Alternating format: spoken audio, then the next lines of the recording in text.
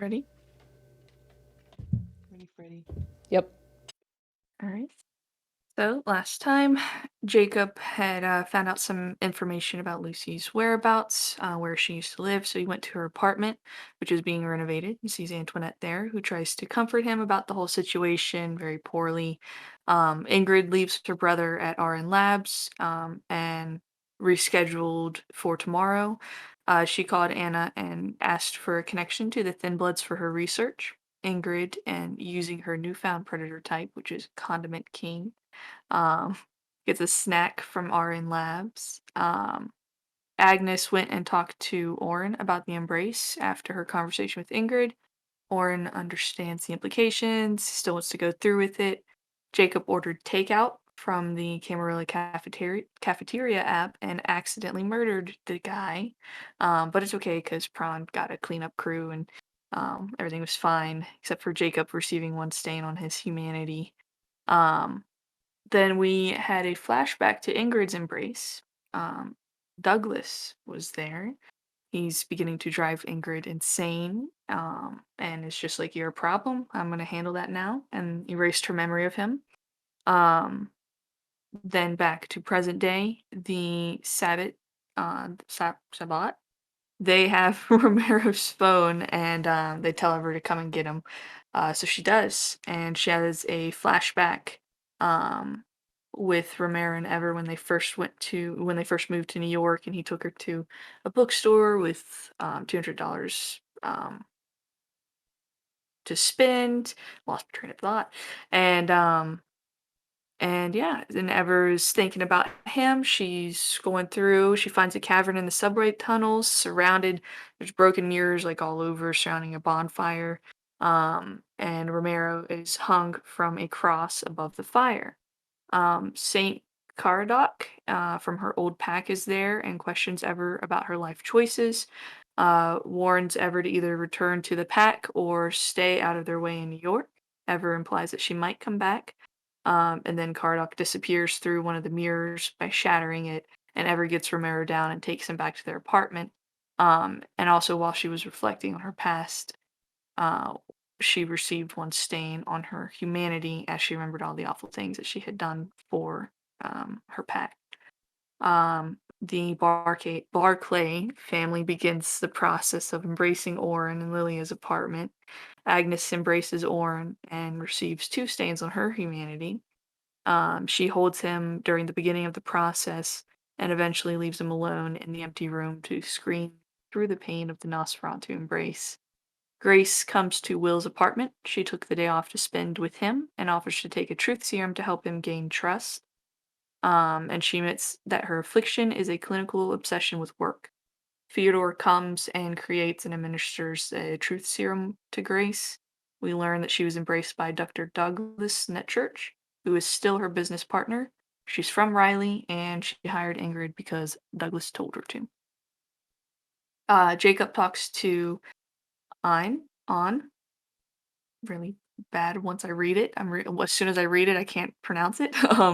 But she's about to leave with Tammin to go to the museum, and Jacob tells her about the opportunity presented by Antoinette and asks her opinion.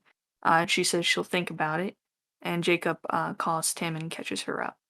Ever goes home, gets Romero home. He's unconscious but doesn't really seem physically injured. She calls Will from Romero's phone because hers is broken to ask for help, and Will just hears her voice as if she were a telemarketer.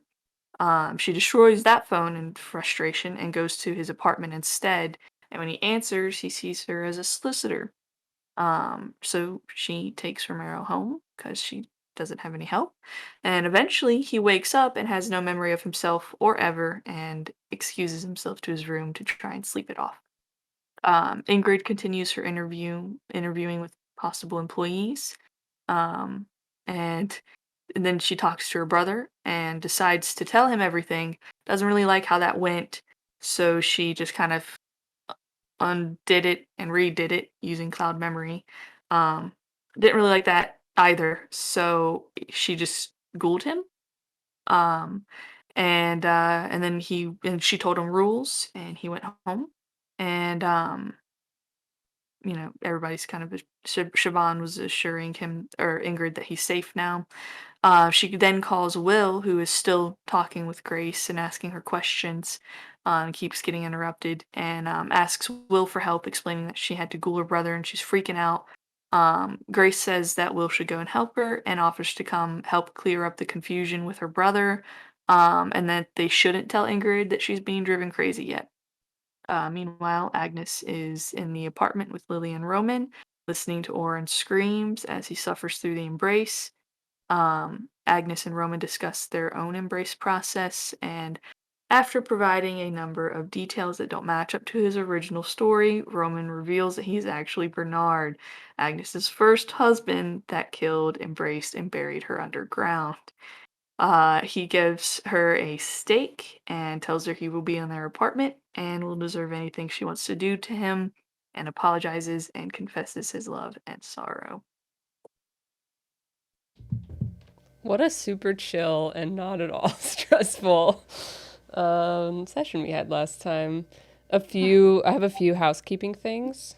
So, the first is just everyone good with XP? Any questions about that?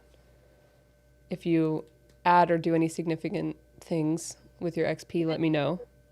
I wanted to make sure we're at 39, right? That sounds right. Cool. Someone else has tracked that. I added again. I might have double added. I don't know. I wanted to double check. I don't know, to be honest. I just put it in the chat. Fair enough. And don't write it down. But if anyone else has done it. So wait, we have 9. Did you say 9 points to use? Or did she say 39? She said 39, but I think like total across the game. Yeah. So we got 3 Not from like one overall. We got 3 from the last session. Yeah. Person to talk to on the phone so that the people soliciting stuff outside the store wouldn't talk to her. What? Don't worry about it. Okay. Yeah, I think we got 3 from last session, and then I have 5. Did we get 5 from a previous session, or 3 from the last one, and I just had a couple left over? Yeah, I think you might have had a couple left over from character creation. I think it's been 3. I have total. Yeah. So if you want to add anything new this time or next time or whatever, just let me know.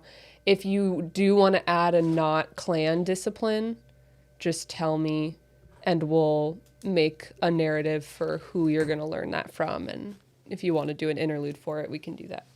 Or if it, is relevant for the main plot, we can put it in game as well. The second housekeeping thing in game that I have to remind everyone of is that Elysium is in 2 days. If you all will remember, you were requested by Antoinette via Lucy to attend and give your report on what the deal was with all of the sireless vampires in the East Village. Whether or not you attend is up to you. The consequences of not attending when you have been invited probably aren't great. So if you're planning on not attending, I would have a secondary plan of how you're going to, deal with the fallout of that. But that is... Everybody's going to attend. Right, team? Ever was not invited. Ever was not invited. She is welcome to go as any and all kindred, regardless of sect. Anarchs, Camarilla, Sabbat don't really count, but are invited and welcome to come to Elysium. And the coterie specifically has been requested, not just invited, has a purpose for being at Elysium. Oh yeah, I forgot about that. I know. It's like a big party ball type thing. Right? Yeah, it's a big social gathering. It's very elaborate, ridiculous. Request to have Jacob either doing a conference call or in person with everybody.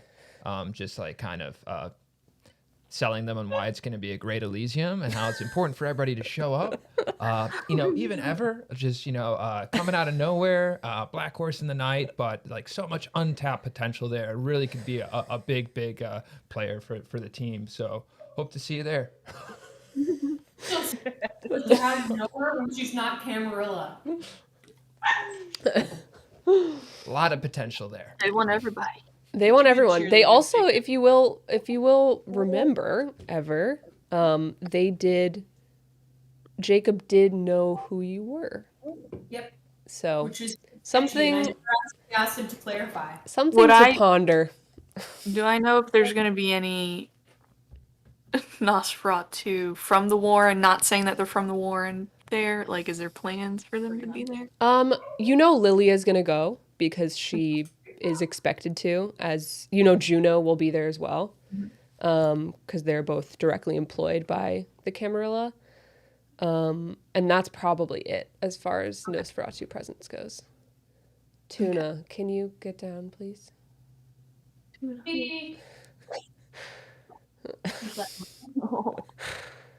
Ma'am.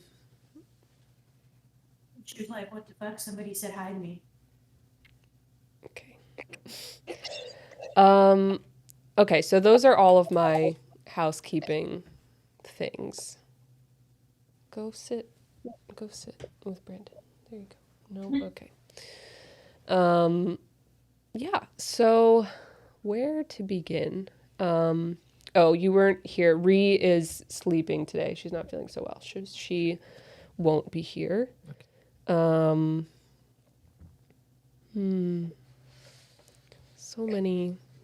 many options.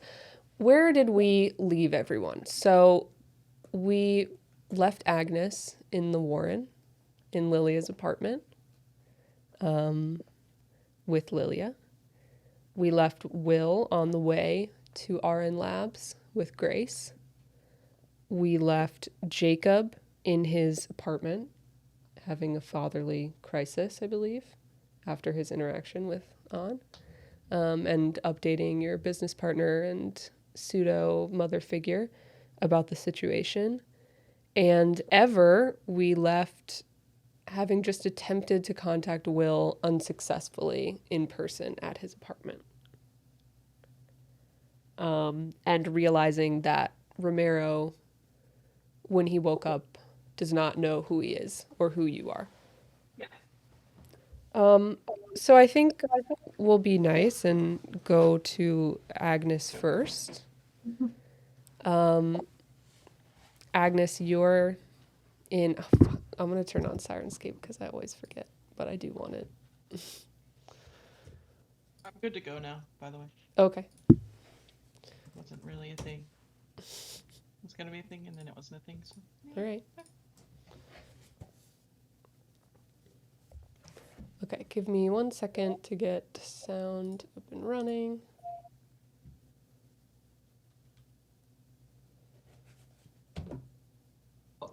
Is my mic sound fine still? Yeah, it's not doing the popping anymore. Okay, I don't know what it did, but Okay. I fixed it. But let me know if it starts popping. Okay, We will. we will. Okay. How's that volume for you? Oh, I got it. It's good. It's quiet. Turn it up a little bit. And I think everybody, they can also adjust it on their in their own Sirenscape players too, in case it's ever. Yeah, I'm just asking you because we're on the same computer. Thank you. You're welcome. Okay. Agnes. You're in Lilia's apartment, having just concluded that conversation. Sitting on the arm of the concrete chair that you're sitting in is a polished wooden stake.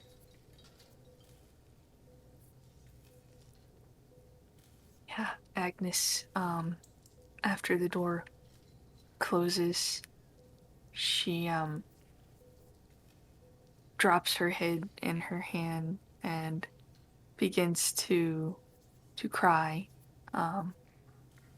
and kind of like hunches over as well as her body just shakes and her heart breaks.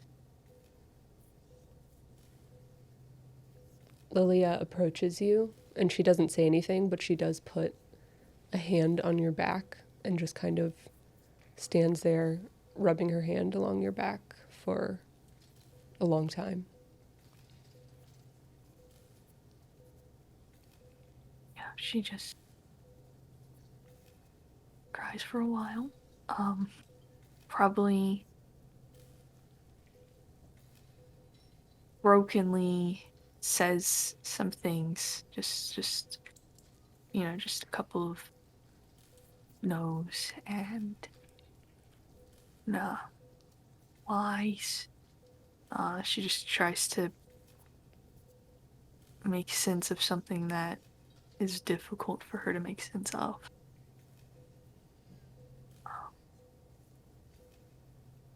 And then I think eventually she kind of realizes like she's not alone in the room, like it's like Lilia's hand on her back finally registers, and she like tries to compose herself.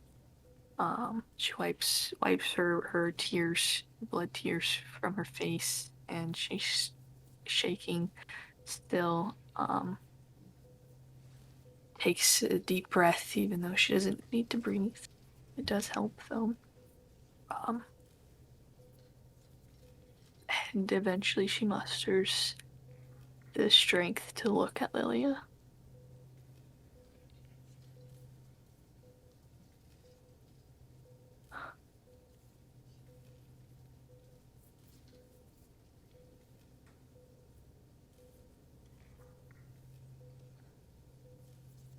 I can't. I. What do I do? You see her face is also covered in blood tears that she hasn't bothered to wipe away. I don't know. I don't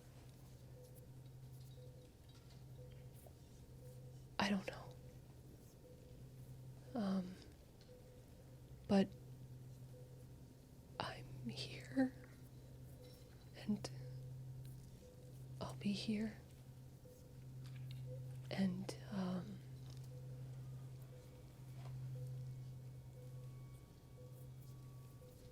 if you want to go now, I'll be here with Orin.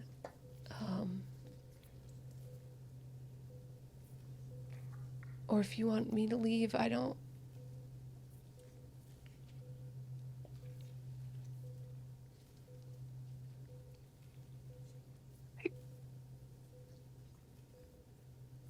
I don't want you to leave. Okay.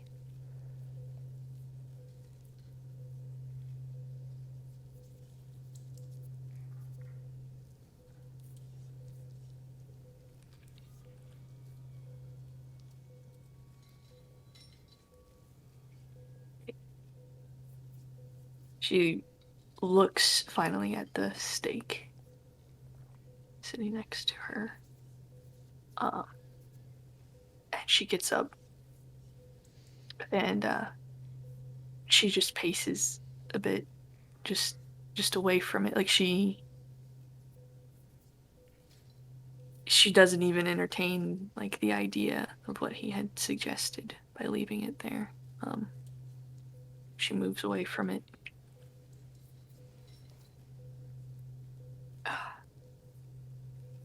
And she's still trying to compose herself a bit. And it's like no matter what she does, it just doesn't. She just can't quite, settle. All of this is undercut, of course, by the continual screams of Orin, which begin to there begins to be a longer period in between the bouts of screaming. More significant silence keeps happening, but it's still agonizing to hear. You see Think Lilia pocket the steak. I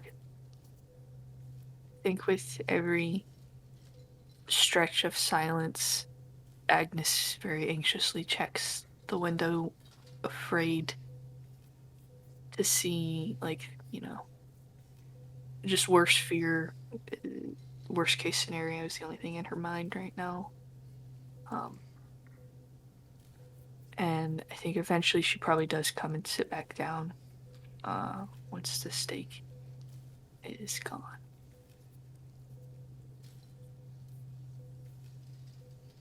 Lilia sits on the floor just in front of you and leans her head on your legs. I'll rub her head, her hair. Our whole family's falling apart.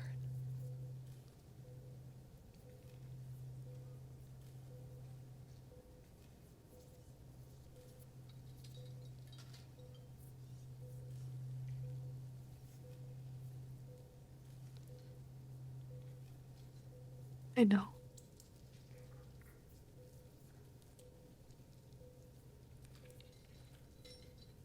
We'll make it. Oh,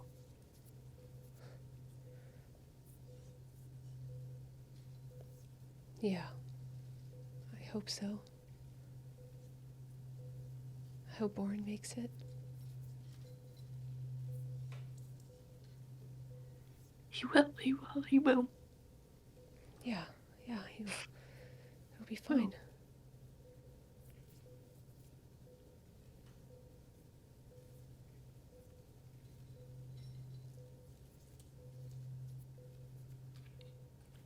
I should have. I don't know how I didn't. I don't know how I missed it.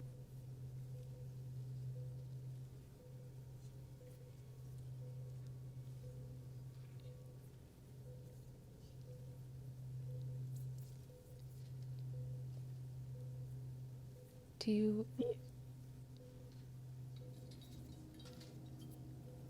I don't know. I don't know either. But it wasn't your fault.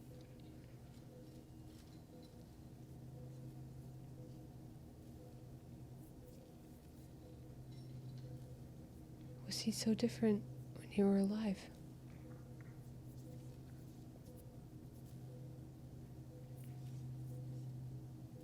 He. I don't remember much, but do remember that he was a decent enough husband at first, and then he was just so consumed with his fear of death, I guess.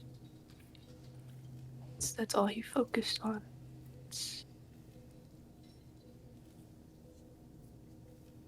He was different, definitely, from what he is now.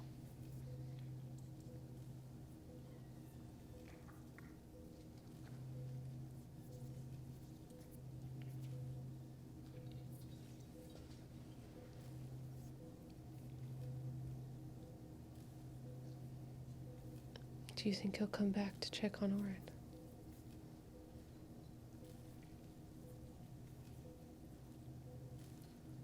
I don't know. I know he cares, or I assume he still cares about the outcome. I have assumed a lot of things, so.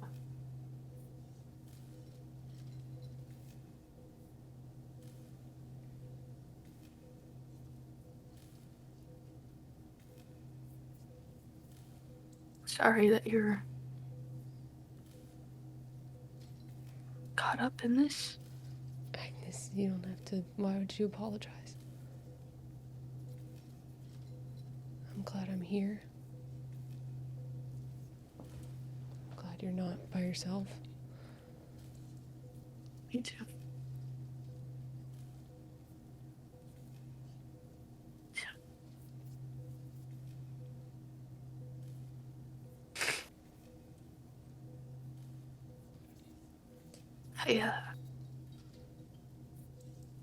I think I'm going to sleep here Okay. today. Do you want me to stay, or do you want...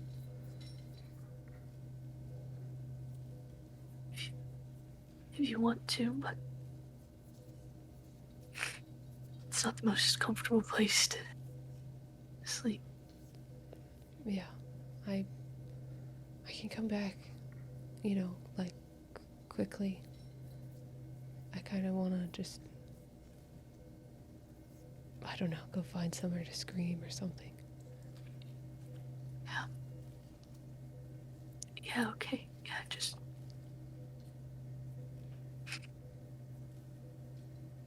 I'll be here when you come back. Okay. Okay. I love you. I love you too. I think she'll give her a hug. She stands up and gives you a very long hug. And it's very peaceful. Warren stopped screaming for a moment. It's just the two of you, like many wonderful hugs that you had in the past. She just holds her very tightly. And she kind of gives you one more pat on the shoulder and then leaves the apartment. She'll stand there a moment after she's gone. And, I think, just...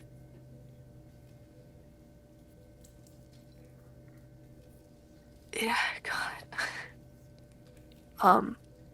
Yeah, she stands there a moment, and, then, she's kind of got her hands up, and she's wringing her hands together, and then she knows, she should lay down, go to sleep, and, she goes into the room with Oren, and checks over him, before laying down.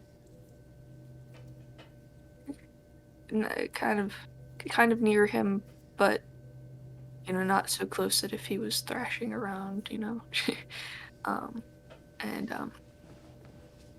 and will just lay on her side with her arms folded underneath her head, and just silently watch him and think, and she just... yeah, she just watches it until she falls asleep. Sleep comes to you relatively easily. He stopped the worst of the thrashing for now. Might would be a little closer than just to reach out a hand and squeeze his shoulder before she pulls it back in.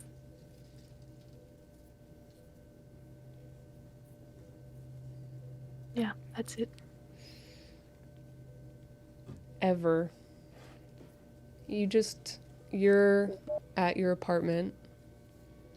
You've just kind of realized that Romero doesn't know who you are, and he decided to go to sleep and has locked himself in his room. Yep. What are you up to? What are you thinking right now? Do you have a thing that you're going to do? A plan? How much time do I have before dawn? You're what? How much time do I have before dawn? Not a lot of time. Not a lot of time. Define not a lot of time. Hour or two? Okay. Then I'm gonna leave the apartment for a little bit and walk down the street to the nearest phone booth that I know of. Okay. You find one. easily. I'm gonna sit there and I'm gonna think for a minute, and then I'm going to call Jacob. Okay. Jacob, you get a phone call from an unknown number, New York zip code.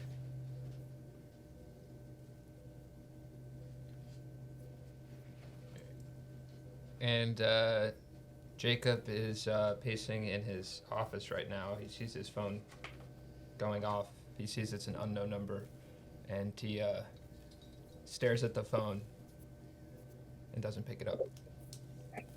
Ever your phone called it's not successful, you get a voicemail. I leave the voicemail. Fucking millennials, pick up your phone. Followed by it's ever. When you get this, please tell Fyodor I need to talk to him. And then I'm gonna hang up and I'm gonna go back to my apartment. Okay. Jacob, you're pacing in your apartment. You don't answer the phone. A moment later, though, it pops up and you have a voicemail. He picks up and listens to it. You hear someone calling about Spectrum is expanding into the East Village, and they're wondering if you want to get a good deal on cable. And he was kind of curious and a little excited about what sort of surprise that voicemail would leave. Maybe some sort of unexpected relief or inspiration or even bad news. But it's just that. He deletes the voicemail and sits down. Mm-hmm. Yeah. Whenever does get home, she's going to write out a note for Romero and leave him some cash on the table because she did just destroy his cell phone. Mm-hmm. And then she will go to bed. Okay. Jacob, you also have about an hour or two left in this evening. Yeah, so I think having exhausted several different options, different avenues, I think Jacob's next plan of action is to try to get in touch with somebody that is adjacent to the inner council and kind of go around Antoinette's back to see if there's any like leverage or levers he can pull there. Okay. Mm-hmm. So there's a few options available to you based on your experience and position. You know that Elysium is coming up, which is probably your best shot to talk to the prince herself. She's very busy and rarely sees people outside of Elysium. And you also know the sheriff of New York, Kadir. You've met with him at a variety of Elysiums. He's a relatively busy guy, but has been pleasant enough every time that you've talked to him. And you also know the sheriff has multiple employees, so his job is to make sure everyone in New York is following the traditions of the Camarilla and does various rule enforcing and executions for the prince. But some of that work is outsourced out to employees of his called Scourge. There's a few of them. They come and go pretty frequently. It's not a job people like to have. And you know at least one of them you've met. Her name is Julia. She's the newest Scourge. So you know she's usually more available than Kadir if you don't reach him. So in terms of accessibility / like etiquette, is it for speaking to the prince, would Jacob need to give a heads up, or is that something that he can just try to speak with her at Elysium? No, he wouldn't need to give a heads up. Elysium is very much set up, or so they claim. It's set up to be an opportunity to bring your issues to the court, for the court to talk about things that are plaguing the city. There's kind of time for a brief receiving line almost for the prince. You ever it seen The private? Princess Diaries 2? It's kind of like that. Is any Where of it private, or is it always in the company of?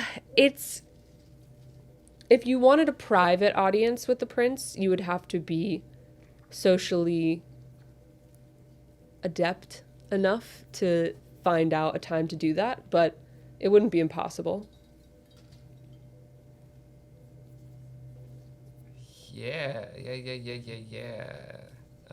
So I guess order of operations. A lot of things have not panned out, but he realizes if he speaks to the right people, then things will work out. And Elysium's probably going to be the key, but like, what sort of things can he get in motion before then?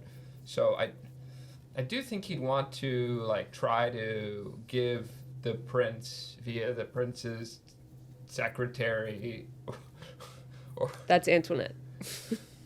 somebody other than would like to give like a heads up to like, hey, let's chat. But Antoinette is You could attempt to do that through Kadir. all right. He also has an ear, like he has the prince's ear as well. And okay. you know that he doesn't really like Antoinette that much. Not that anyone does, but All right, yeah. I guess it's time to try to get in touch with Kadir. Not tonight, but trying to see if he's available tomorrow. okay, And we'll shoot an encrypted like text message. cool. He uses Signal. And he messages you back and lets you know that he'll contact you tomorrow evening about his schedule. Cool. Jacob looks at the phone, places it like audibly down on the desk near him, and he will pull up the app on his phone to call another meal.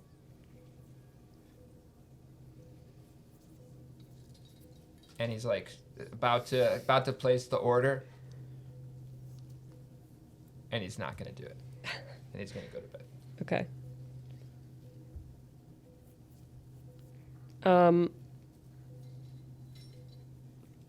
Checking a rule real quick.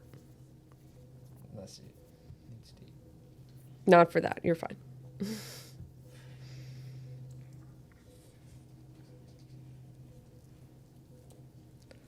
Come on. So, as the three of you with stains are going to bed, we will give you an opportunity to remove those stains. So, I'm just double checking.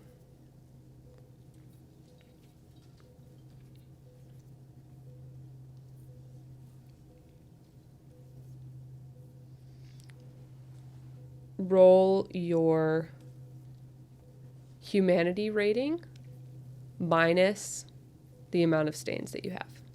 Just roll that many d10s. No hunger involved in a remorse roll. Okay, the dice are important.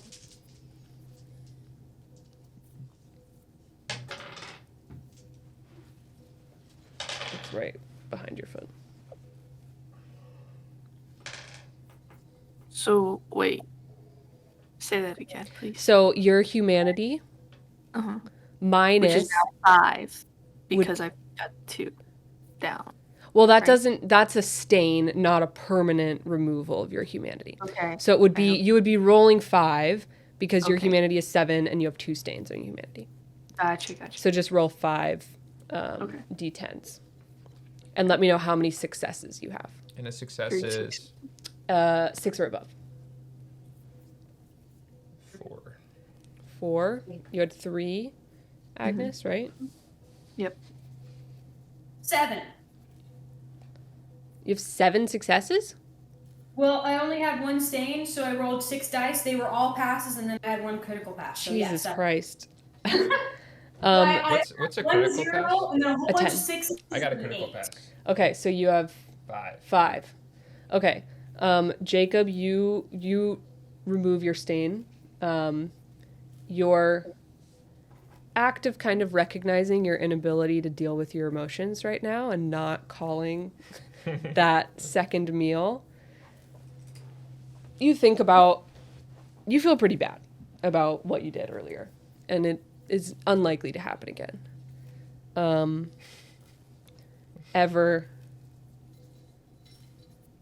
The same for you. Your stain is removed. Figured with 7 passes it was good. Yeah, you're good. It was just for you, that was kind of a fleeting moment of reflecting on your past, and it was getting you down, but you've kind of gathered yourself together to deal with the coming issues and know that you're living a different life than you used to be, and you're changed. Agnes, taking a life and turning it into this is a significant act. And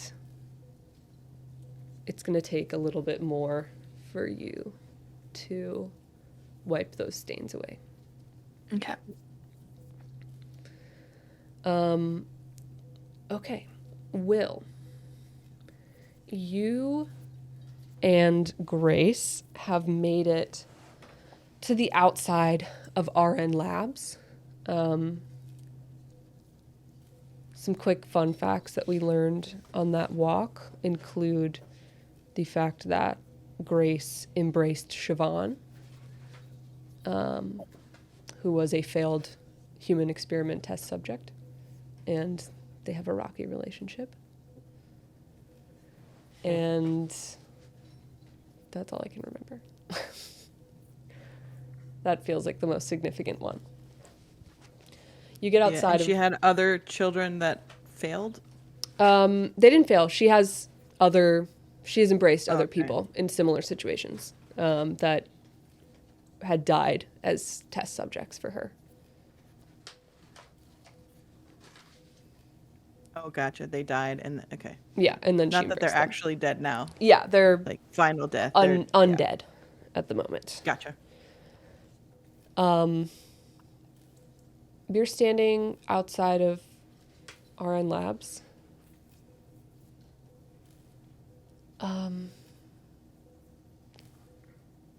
This could be really bad, probably.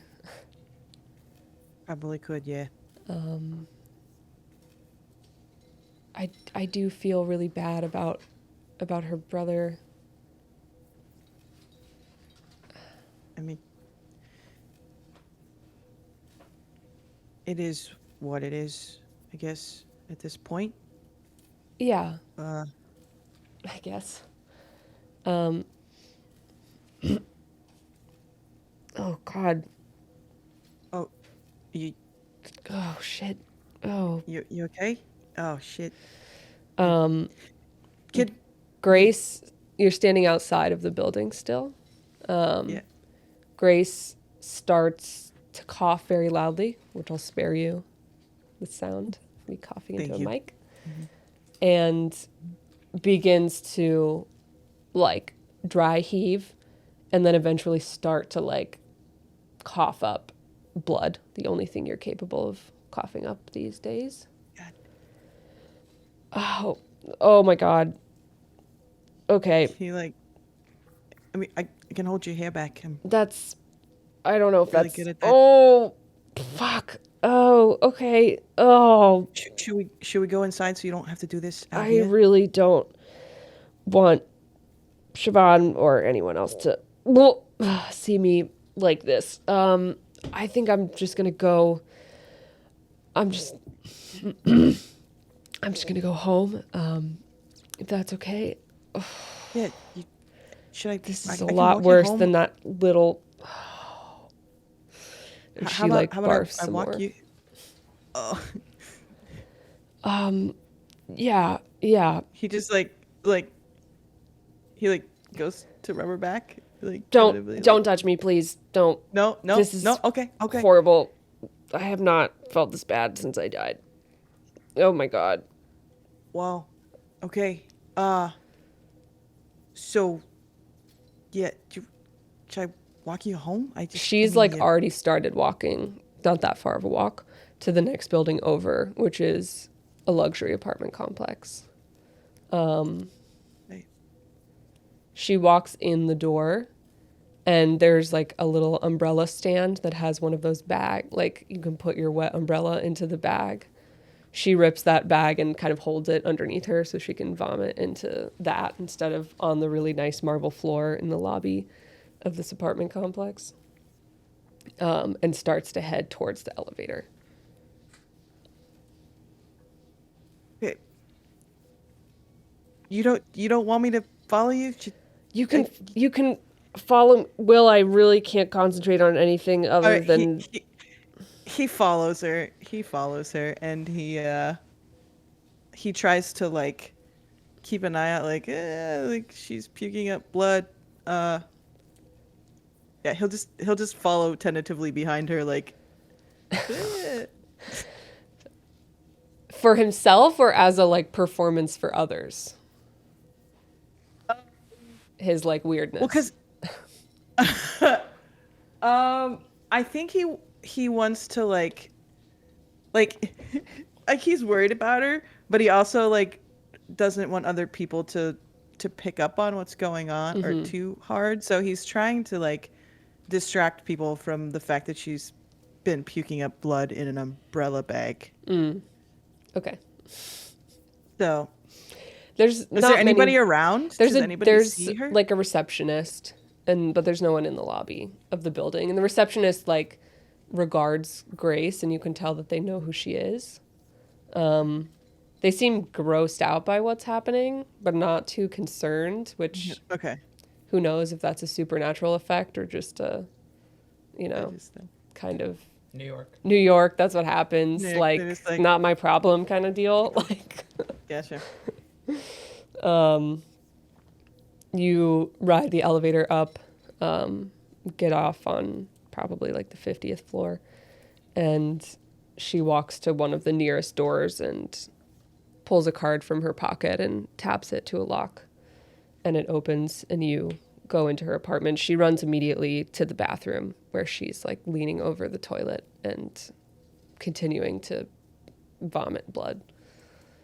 Good Lord. That's intense. It's Okay. intense. He just kind of like stands, like he comes in the door and he shuts the door, and he just kind of like stands there and like looks around, like he's trying to be polite, but he also is curious as to like what her place looks like and is she okay, and like Her place he's is just awkwardly very empty. standing there. It's very minimalist. Most everything is white. There's white marble in the kitchen. The cabinets are white with like silver handles. You see a very expensive looking white couch in the living room by a fireplace, like a gas one that you can just flick on and off. And you can hear her continuing to retch for a significant, not insignificant amount of time. And eventually that kind of stops, and she gets up. She has a washcloth in her hand that she's using to kind of wipe herself off a little bit. Oh.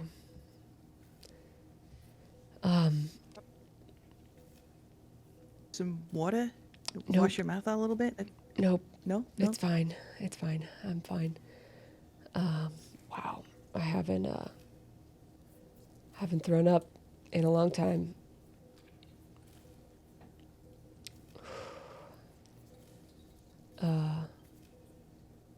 So maybe I won't be doing that truth serum again.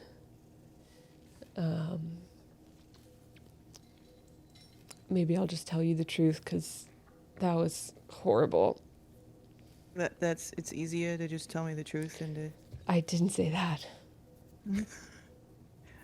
Well.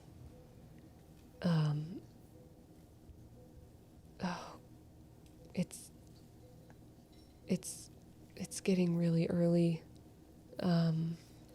Yeah. I have a spare bedroom if you want. None of the bedrooms have windows. Oh, yeah, I walked here, didn't I? Yeah, I mean, you might be able to get back in time, but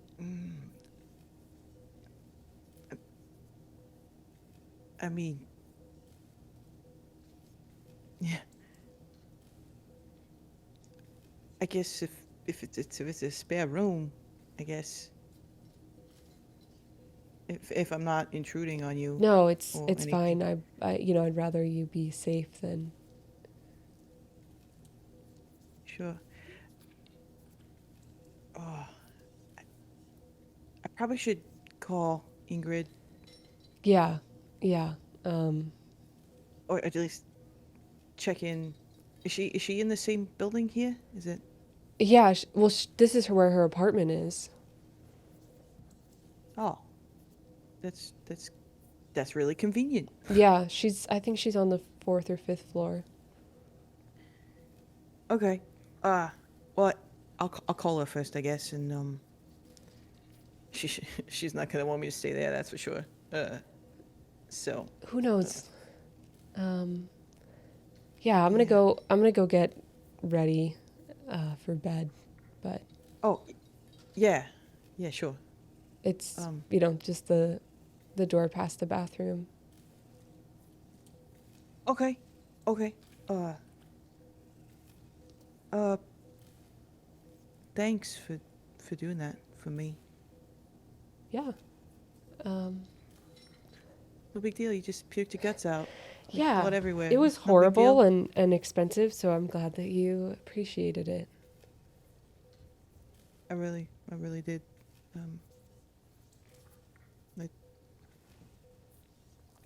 I mean, yeah. I'll just say thank you and save us some awkwardness, or at least try. Yeah. I don't know. I'll Yeah, see you tomorrow. yeah. Yeah. And She leaves and closes the door to a room on the opposite side of and the then kitchen. he calls Ingrid. Great. We're gonna do that later. Okay. Because I do think that call will be important and I don't want to make those decisions. Mm-hmm. So we'll put a pin in that and do it next session. Or if we want to do it and record it, whatever. Do you stay? Yeah, he's just gonna stay. Okay. Great. The morning comes and you all in your various places across the city fall into a dreamless slumber. And when you wake again the next night, you all wake at Hunger 1, and everybody give me a rouse check. What does that mean 1d10. again? 1d10. I Success. never remember. 10? No, just a success. Oh, success. Okay. Okay, good. I succeeded, which is really good because I'm actually at hunger 2 because I have not eaten in a while. How many d10s? Just one. Just one. I got a Is it- 5. watch Is that? not- I don't know what that is. Does that ever help with these I things? think a 5 is a fail. Not for this particular iteration of that. You're good. For a like an ability roll, if you're using a discipline, that's where that could apply. Got it. Yeah, I was asking about the rouse rerolls. Yeah, for waking up during the day, or at the beginning of the night, it's always just you can't do anything about it. Watch your I got a dice. 5. Tuna's gonna- I don't know what that means. You gain a Is level 5 of a- hunger. Okay. So you're at hunger 2.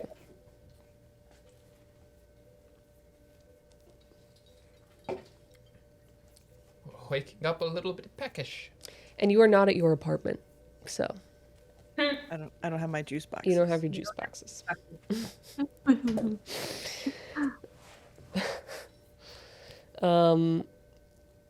Oh, here. I did actually have a thing I wanted the note to Romero to say, so I'll type that out real quick for Okay. you. So you can go with somebody else before me. Okay, Jacob. You wake. What's the first thing you do this evening? First thing he's gonna do, because he sleeps next to his phone, he's gonna check his phone, see if there's any update from Kadir. Kadir. There isn't yet as soon as you wake up. All right, I'll give it a little bit longer before he shoots out a nudge. Okay. And next order of business is to check on. She is still asleep. So Unusual for her. he's going to just take a second, just checking in, seeing her there, taking her in. Thinks about waking her. Decides not to, and quietly shuts the door. And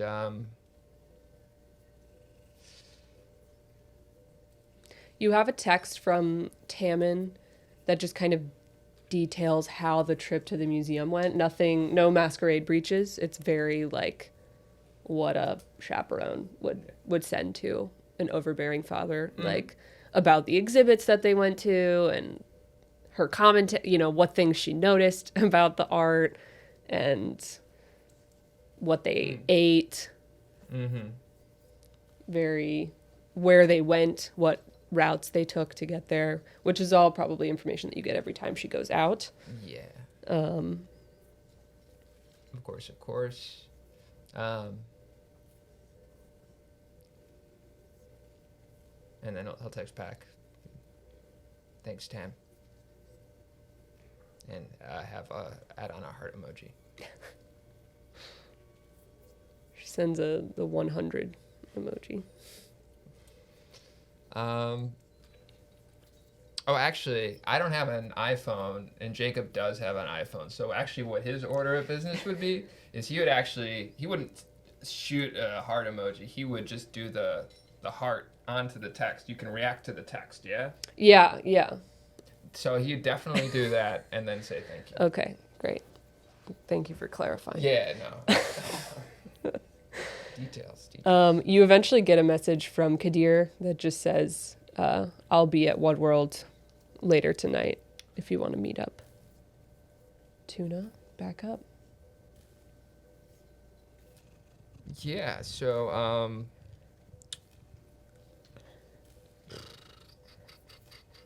how far is everybody? You all live in the East Village, so you're very well. As you don't know where everyone is at the exact moment, but you know where everyone lives for the most part, which is like, within a 10-block radius. Jacob is gonna shoot. He's gonna start a group text thread and WhatsApp with. You have the group text in Signal that Ingrid added you to. That's with all of them. Thanks to Ingrid. Yeah. So in Signal in that group text thread, he's gonna say.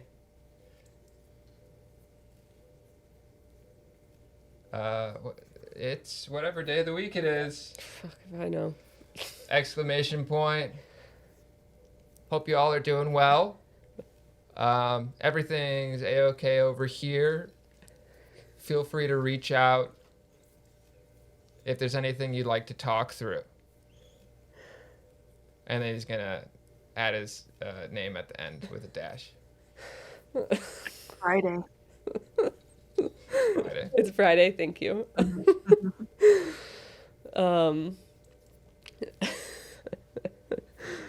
It's encrypted, so he can take that risk. Yeah.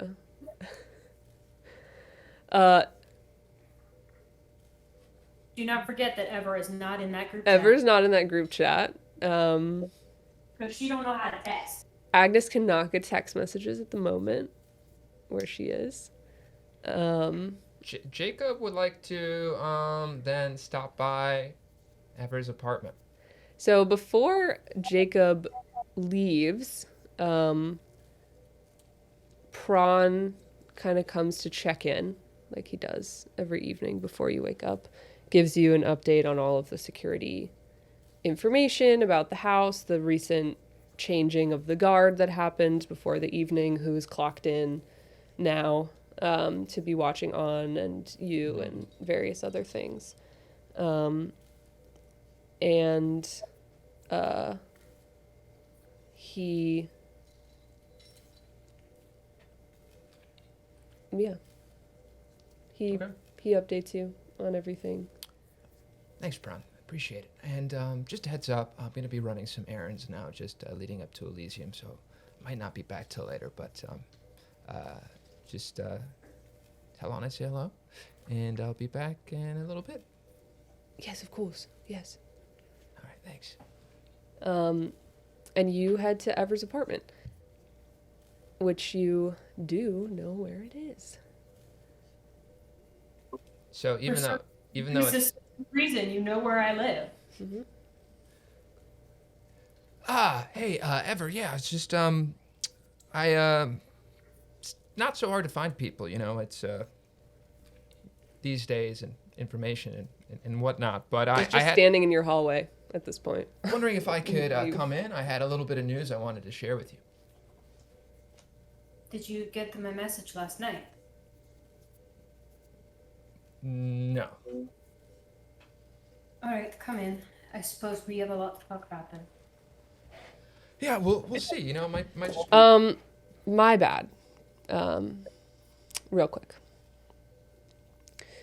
Jacob, you I was gonna say, does he actually recognize me? you don't. So you kind of, the door opens and you're very nervous. Oh yeah. This situation is very stressful. So you're Oh, yeah. kind of like collecting your thoughts. You hear the door open. You do what normal people do, and you begin the social interaction with the cues that you have, which, aren't visual at the moment.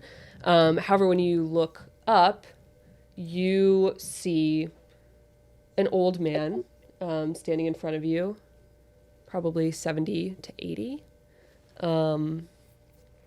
who seems to be speaking not in English, maybe like Russian, some kind of Slavic language.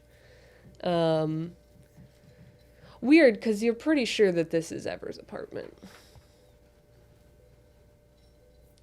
As far as your information. Hello, sir. And Jacob's gonna speak nice and slowly. I'm looking for a woman by the name of Ever. Does she live here? I'm gonna punch him in the face and then slam the door. This old man punches you in the face and slams the door. Never mind. I changed my mind about something. And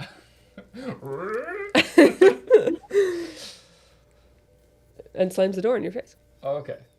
I was just deciding whether or not I was going to make you guys roll a brawl, but I decided against it. Bro. You were not expecting that punch from an old man, so I don't think you really Yeah, had like how much time to react from how it. much damage? You are we take no taking here? damage from it, but It was just an insult punch. I wasn't intending to hurt anything. I was just tending to shock you because I'm pissed that everyone is like not acknowledging that I exist right now. yeah. And Jacob's gonna recoil, kind of like feel his face for a second. Huh. He's gonna check his phone because he has a sort of Rolodex of where everybody lives. And he's gonna double check the address a couple of times. It's the right address.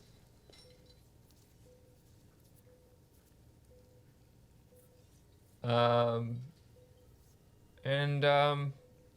he's just gonna leave. Where does he go? Hey, if he knocks again, Ever's gonna make Romero answer it because she's not answering it if she's not punching anyone again. Ooh, that could be fun. We'll see if Romero's awake. He's not awake. But that, actually, I think Jacob's gonna give it one more shot, just because that would be fun. So he's gonna knock on the door again. Everett's gonna go knock on Romero's door. Romero, can you be awake and answer the door? There's an asshole at the door and I don't want to talk to him. You get no response from Romero. Pick the lock, just to make sure he's alive in there. It's you barely need to pick it. You could pretty much just like bop the door open. He's like fast asleep, like full on drooling on the pillow, like snoring, one leg off the mattress. Then I go with option B. I'm going to write the words "fuck off" on a piece of paper and just shove it under the door. Not under Hey, Romero's sir, door. I think there might have been a misunderstanding. I'm a friend of Ever's, just looking to share some information with her. You see a piece of paper slide under the door that says "fuck off." All right. All right, sir. Have a good night. And he will walk back to the apartment, and along the way, check his phone every now and then to see if Kadir is texted. He hasn't specified an exact time yet. He did say he would be at One World after like midnight, so you still have a little bit of time. Tuna, can you just come here? Okay, yeah. He's he'll head back to the apartment and say hello to Prawn again, and then is going to go into his studio room, where he is going to put on his athleisure and begin to do some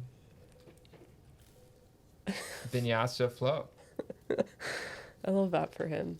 And it's it's a real workout. This is the equivalent of, if anybody's seen Moneyball, the scene where Brad Pitt is hitting the workout room because the game is so stressful, and he's like, I'm stressed, and you can tell by how much weights I'm lifting. That's what Jacob is doing right now, but through vinyasa flow, through warrior pose Tuna, and warrior please, 2. please, I want to see the screen. Tuna.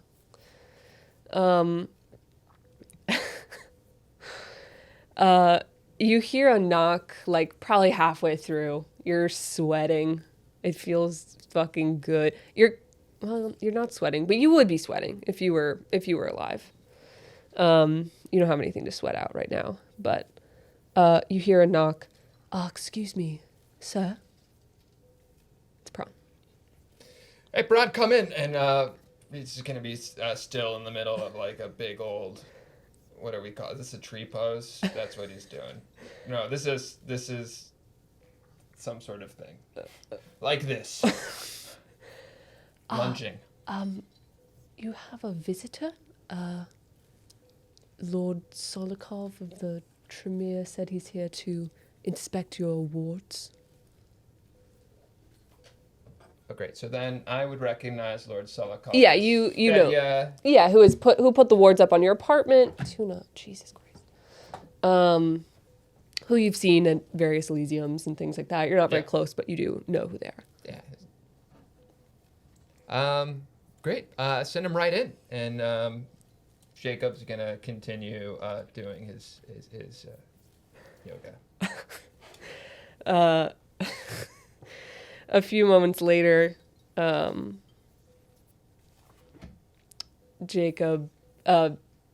comes in. He's wearing black hoodie, checkerboard Vans. Jacob. Fyodor, my man, so good to see you. Do you practice? I don't. It's really good. I highly encourage it. You know, I feel like we miss out a little bit on some of the greater parts of being alive, and the whole really feeling the breath, and feeling the sweat streaming down your skin, but even undead, it still is pretty great. And he's going to switch to another pose. Okay. I'm glad you found something that is exciting for you. I find it to be really, really centering. Yeah, I can tell.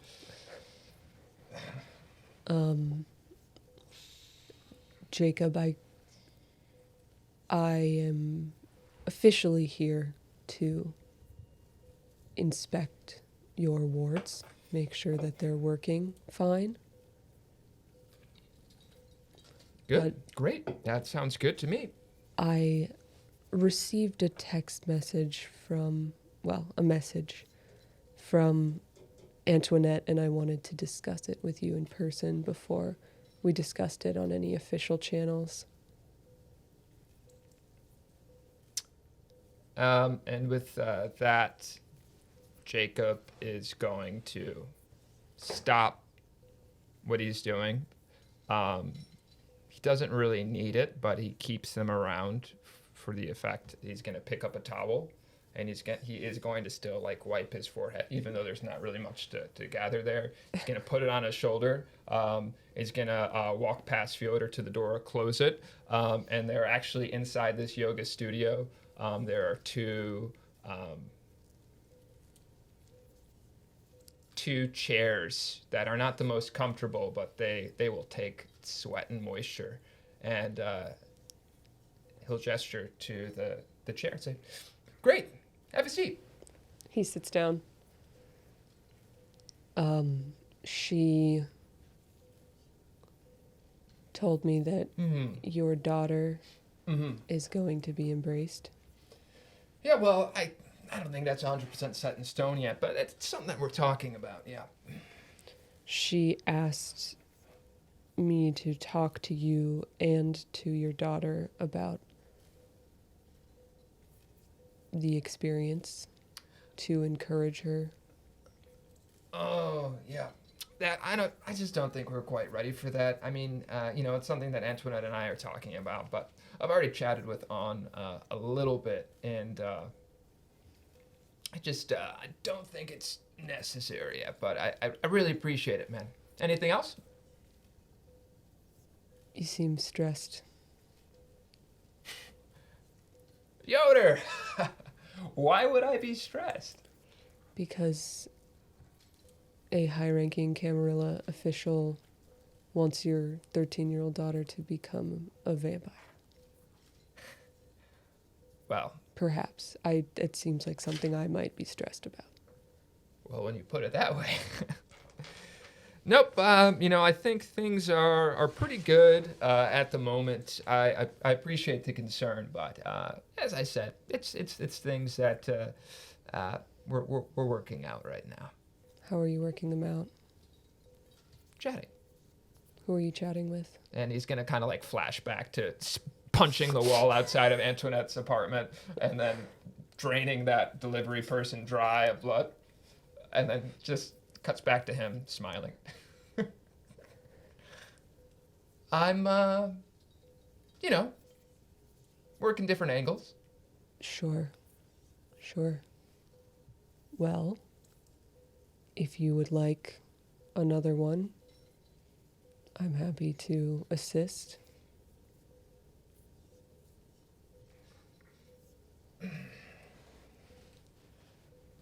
What do you have in mind?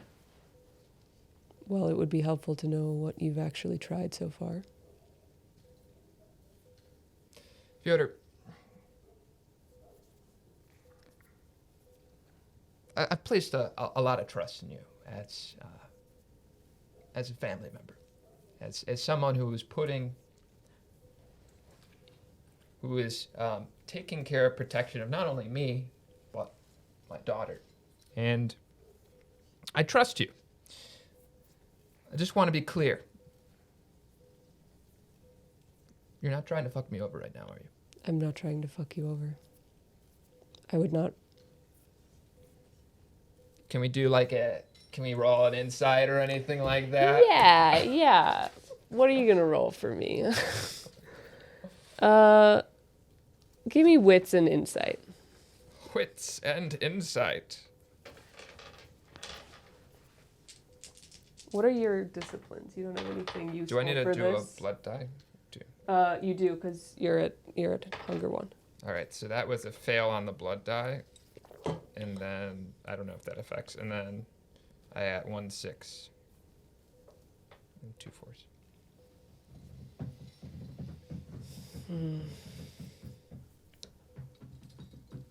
I don't think you get anything from that. And your patience is wearing real fucking thin.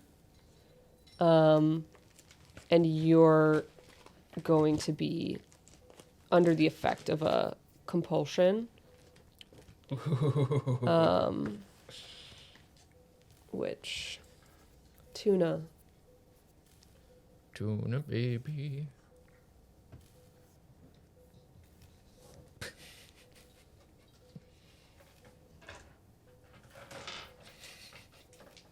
There is cat chaos going on over here. Yeah.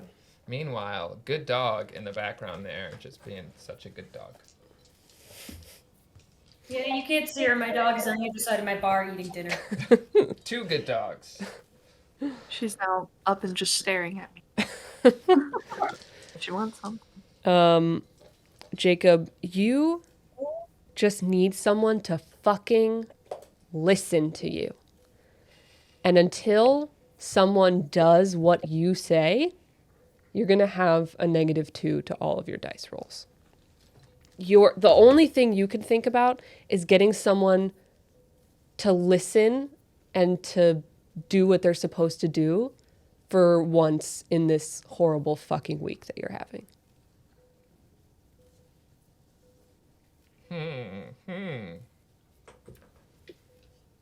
Okay. So that's in reply to the that Fyodor is being straight up. Yeah. Great. Well, what was the question? Was there? Tell me what you have in mind. Is that what I was asking? No, you asked if he was going to fuck you over. Yeah. And then he said no. And then I said, all right. Well, then let's say that I am looking for another angle, Fyodor. What might you be able to do?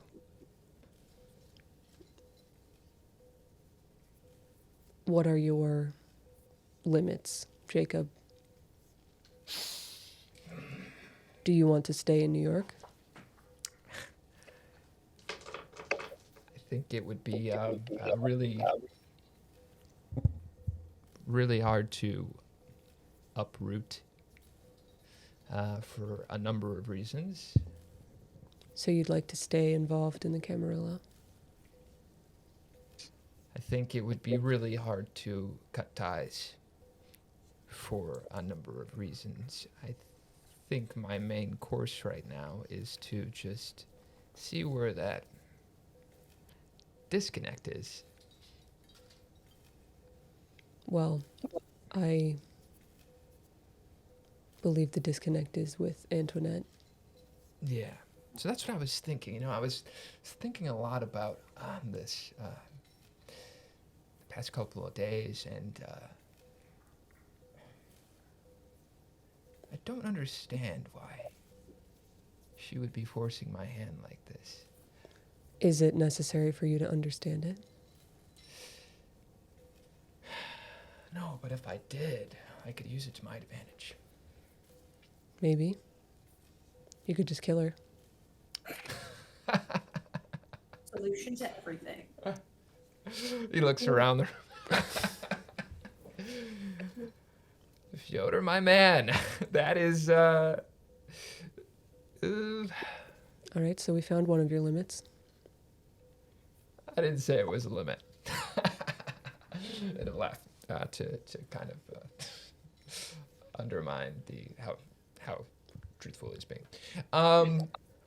But I was thinking before jumping to that drastic action, knowing that the disconnect, and it really is really is helpful to hear this coming from you. Knowing that the disconnect is with my sire, who I owe a great deal to, Antoinette, I just think that there might be some purchase in speaking with somebody else of similar or higher stature within the Camarilla.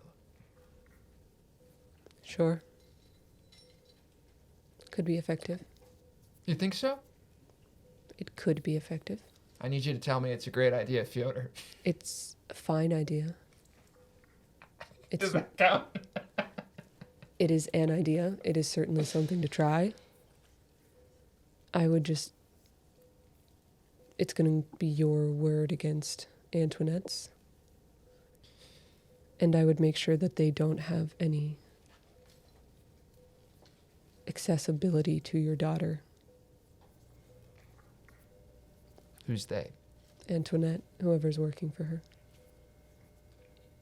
Well, it's a little tricky.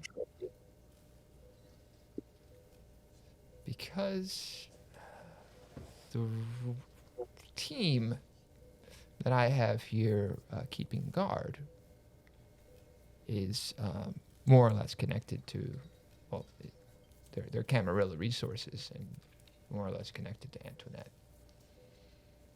That is a bummer. Which makes me wonder, are you not connected to Antoinette? I don't like Antoinette. She's a frustrating person. Wow. She's complicated. I try not to do business with her. She's ambitious without the skill to achieve what she wants. Yeah. I have no doubt she's using your daughter in some convoluted scheme to rise in the ranks. Yeah. Perhaps you should remove your daughter. Okay. Well, let's just say we did take that course of action. Where could we move her to? And is there a way to do it without upsetting other members of the family?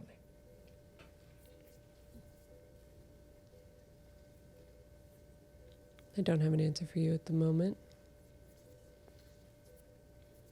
but I'll think about it. Great.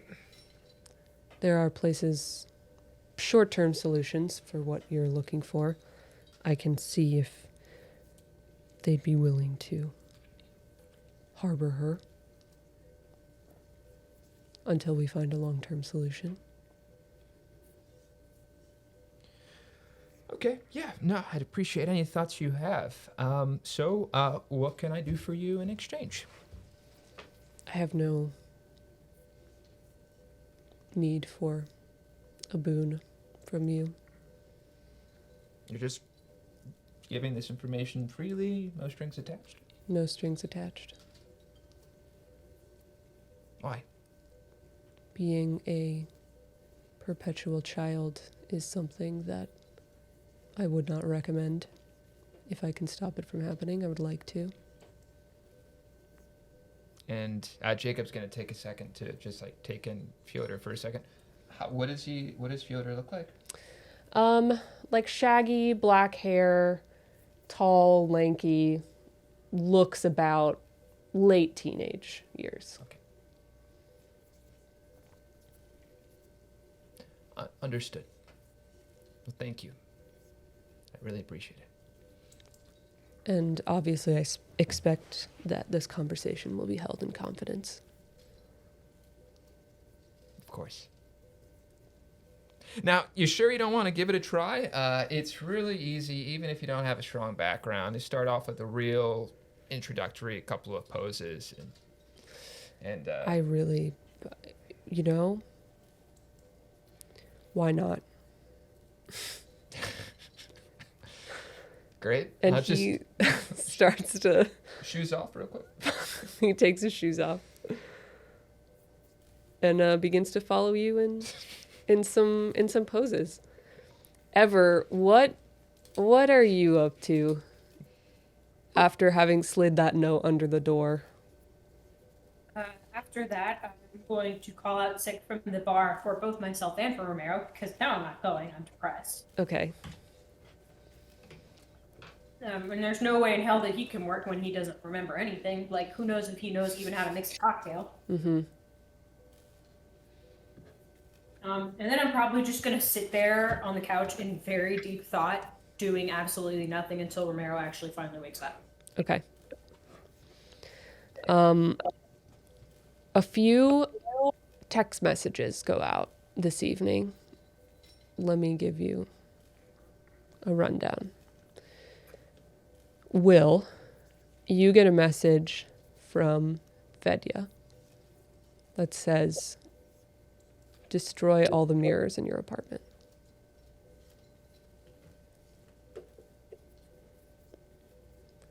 Jacob, while this yoga sesh is happening, you get a message via Signal from a number or a username you don't recognize. It actually doesn't have a username, which is kind of bizarre. Somehow it's just like from nobody, but it's definitely something that you're receiving. And there's a location pin attached to it. And it says, I can help your daughter.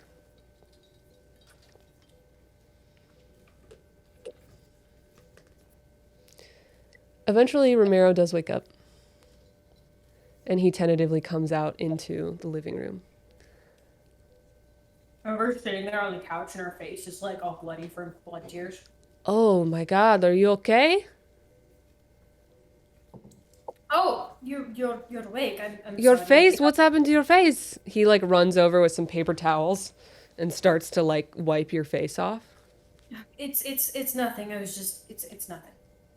It's your whole face is it's bloody.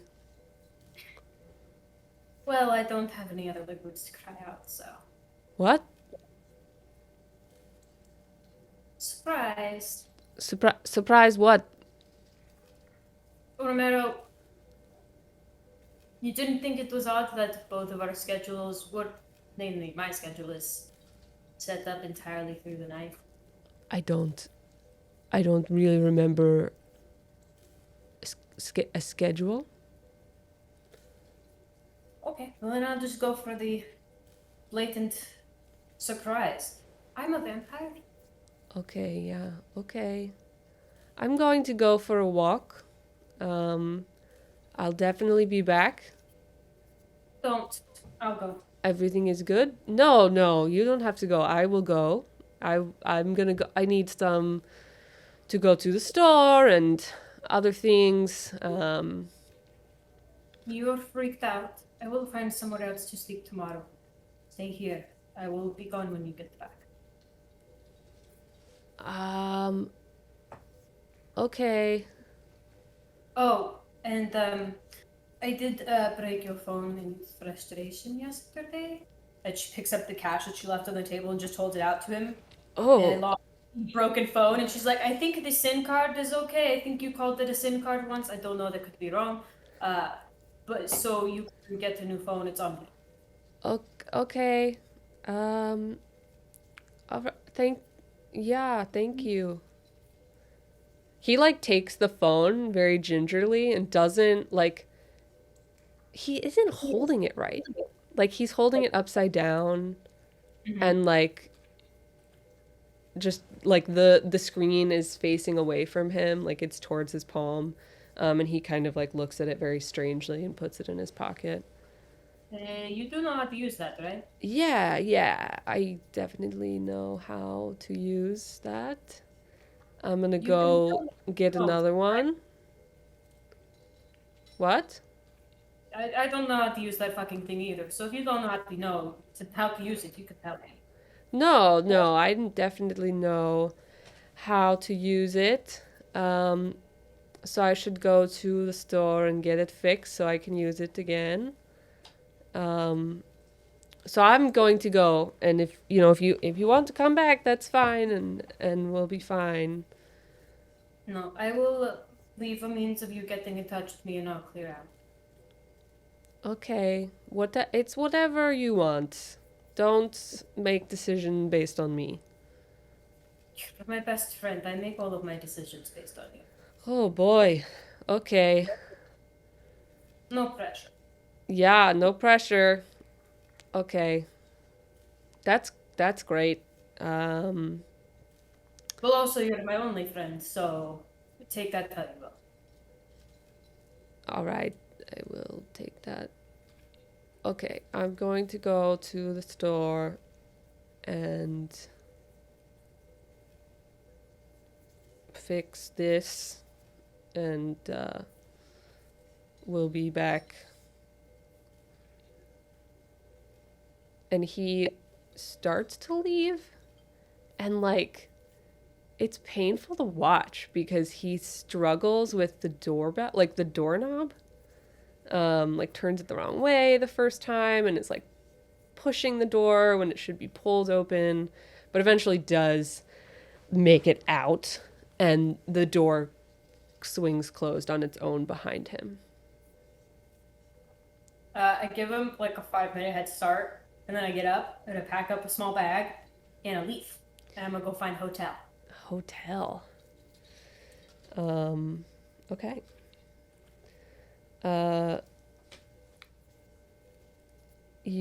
There's plenty of hotels around in the East Village. Looking for she does not make a lot of money. Yeah. Yeah, you find Well- a cheap one. It's Easy to avoid the sunlight. yeah. You find one that you think will have blackout curtains and a bathroom with a door that you can like sleep in. And make a reservation for one night, more than one night. I told him one night, but subject to change. Okay. The person at the desk is very I apathetic. basically go with I'm gonna pay as I go kind of. Yeah. I fight with my roommate. I don't know how long it's going to last. Okay, whatever. Here's the key. Thank you. And they give you the key to the room. It's early. It's like 7:30. Do you sit in the do you drop your stuff off? Do you sit in the hotel for a little while? What are you? Yeah, I'm gonna ditch my stuff and probably go for a walk in a park somewhere. Okay. Tompkins Square Park is right there. Nice I will little go walk it. nice little patch of grass. Walk around, maybe lay down and stare at the black that has no stars because light pollution sucks balls. It's true. Great. Will, you wake up in a very sterile, very expensive apartment.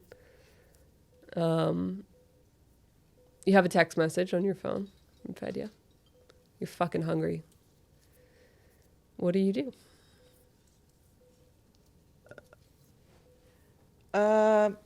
He's gonna text back, why? And how urgent is this? And he'll text it back to Fedya. He responds, urgent. Fuck. Of course it's fucking urgent. God damn it. Alright. So he gets up and he like makes the bed and like puts everything back just as he found it. And then he'll like quietly walk out the door and just see if he sees her. You don't see her. You see a note on like the kitchen bar that says went to work. Heart G. So he'll pick that up and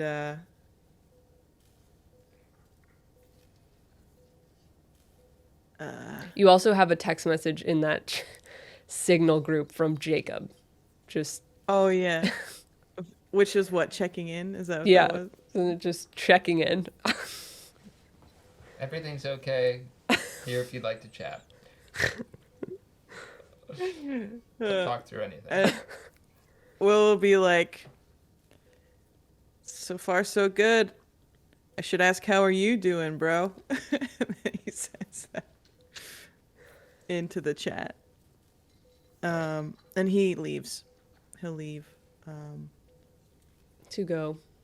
to go back to his apartment. Okay. And he'll also send Agnes a text Okay. that says, not sure exactly when the whole Oren thing was going down, but just thinking about you and wanting to make sure everything's okay. And like, you know, I'm always here if you need me. So that's for Agnes. I don't know what happened with Ingrid, so we'll just table that. We'll table that. We'll table that. And he'll try to text Ever. Or she doesn't text. Never mind. Just She doesn't kidding. text. She doesn't text. So he'll just, go back to his apartment. I mean, you can always phone call her. Oh, I guess he could call her. Yeah, so he'll try to call Ever.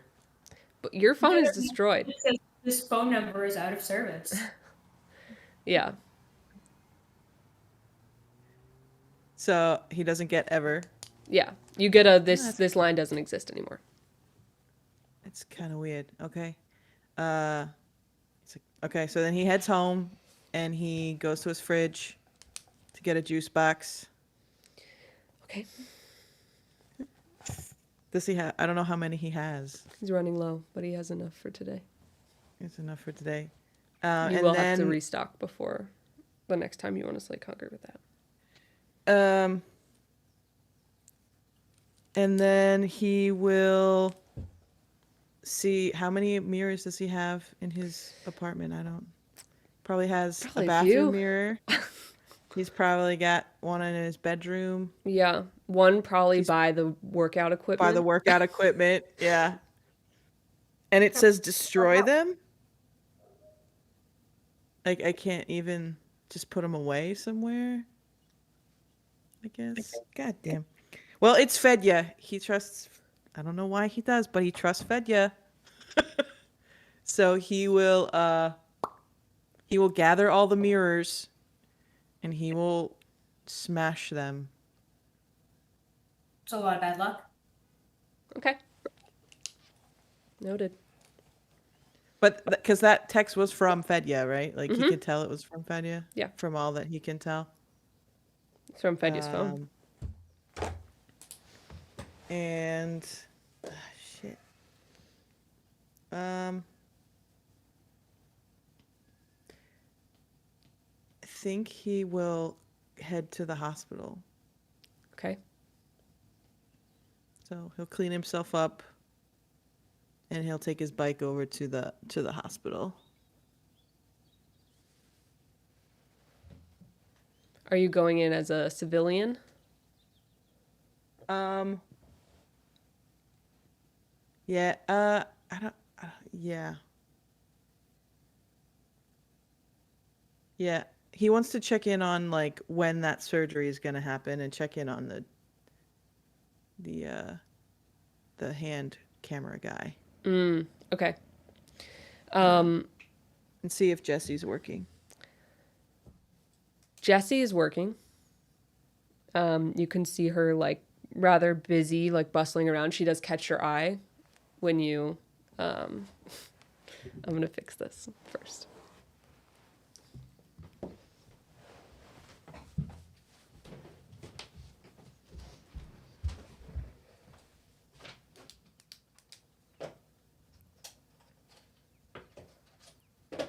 Intermission.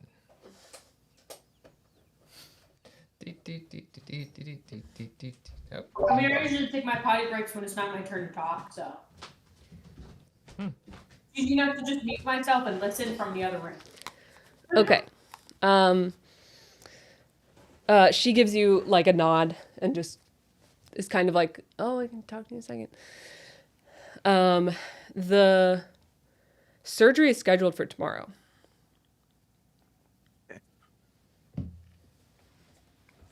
And can we assume that Will's working that day? Yeah, Working yeah. You tomorrow? had asked to be put on the schedule for that surgery. She asked to talk to me, or she can't talk to me? Jessie, Yeah. she neither. She like Oh. is walking up, like doing stuff, and like gives you a like, oh hey. Hey. He goes and finds the camera guy. He wants to check in. He's Camera guy. still unconscious. He hasn't woken up yet. It's covered now by like bandages and stuff, but you can still make out the shape of the camcorder attached to his hand, which is now like very balloon sized, covered in like bloody gauze and bandages. And he's hooked up to a variety of things. Like he's intubated to help him breathe, and he seems to be alive, but not much change from the last time that you saw him. Okay. I want to read over his chart and see if there's any like fluctuation in his physical status or anything like that. Give me intelligence and medicine.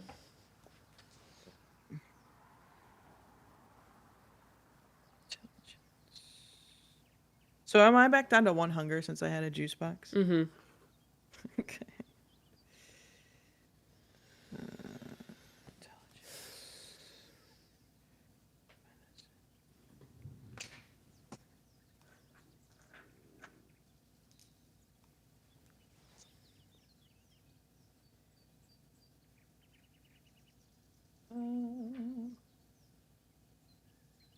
Oh my god.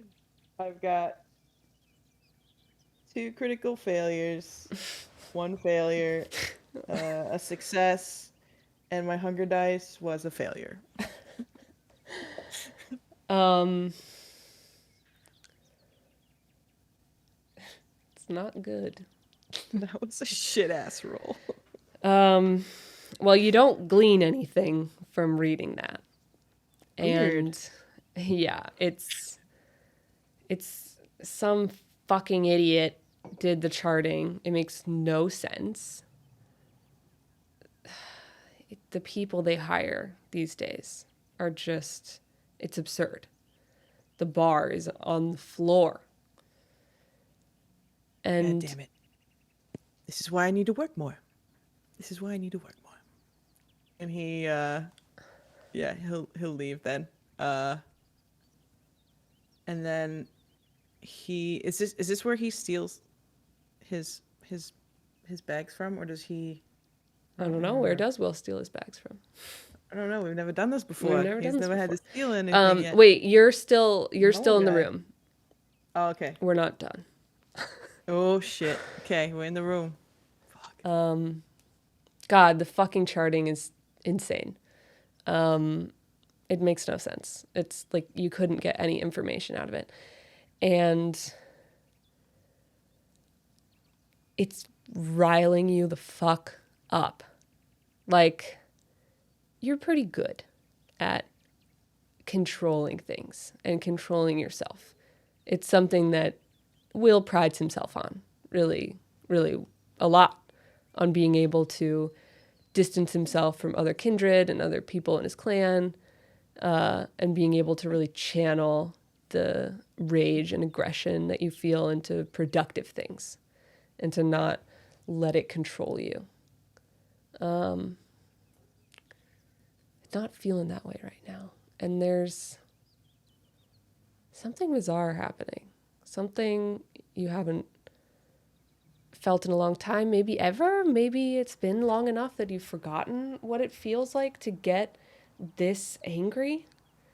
And you start to hear a voice in your head.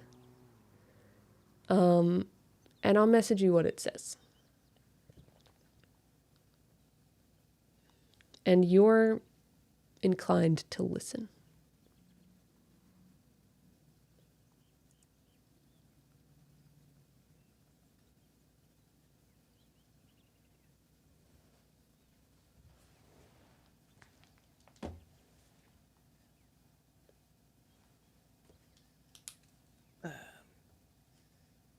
He just kind of looks at the guy on the bed.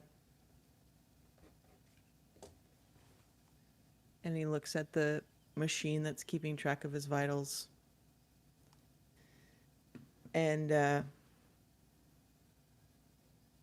he walks over to him. And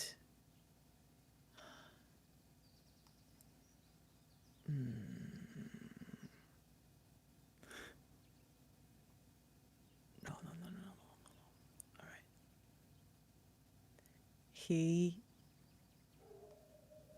That's all he hears? He doesn't hear anything else?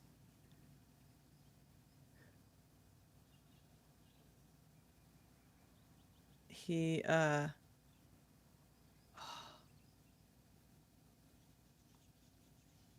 think he goes. Oh, jeez. What all is he hooked up to? Do you know? Is he like he's breathing on his own? He has like a heart monitor. I don't know if he's breathing on his own. He is unconscious. It seems like he has like a tube in his airway. It might be like blocked or something. Okay.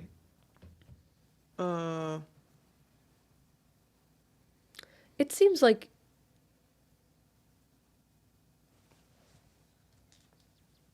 Oh God.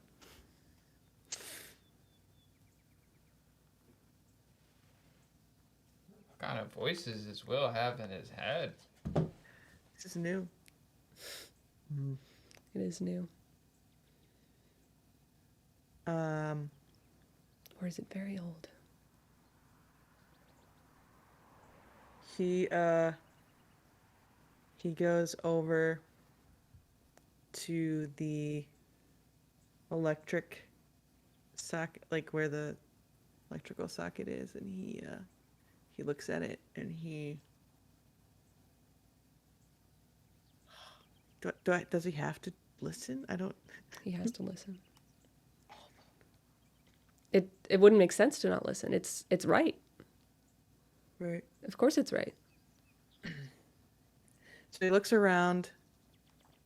It's a busy. Tries. It's like the hallway's busy, but it's Yeah. like busy in the way that large parties are very private. Okay. So he looks at him. He's like, "You don't need to do this anymore." And he kicks the electrical cord of his equipment so that it unplugs it. You do so. And The monitors begin to beep and kind of like go crazy because they don't have any power anymore. And you hear someone rush into the room behind you and slam the door. And you see like very quickly someone goes and plugs everything back in and turns around. And it's Jesse. Can you what? can I use my like hiding thing that I have, the cloak? Yeah. Yeah, you can. You have to remain perfectly still. And you need to roll for it. It's a rouse check. Oh fuck. Yeah, I'll try. I'm gonna Okay. try. So give me a rouse check first. So just roll one die. One die to see if you get any hungrier. 4, so that's a fail. Okay. That is a fail, so you do gain a level of hunger. And It works automatically. You don't need to roll anything to achieve the effect.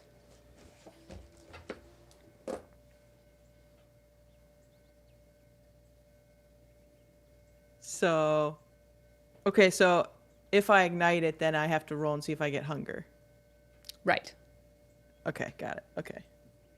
All right, so he's just gonna stand there She and watch. she plugs it back in and looks around the room and kind of like goes to the window and sees if like the window is unlocked, which it's not. Very confused and suspicious. Just kind of leaves the room, pulls his curtains all the way open. They were slightly closed before, and leaves his door open, pushes a chair in front of it. So now it's propped open, and goes back into the hallway. He I think he waits for like a couple minutes, and then he'll leave. He'll walk out very briskly and try to avoid seeing Jessie. It's pretty easy. She's like, they're understaffed, as per usual. Okay. So he like gets the fuck out of there. Okay.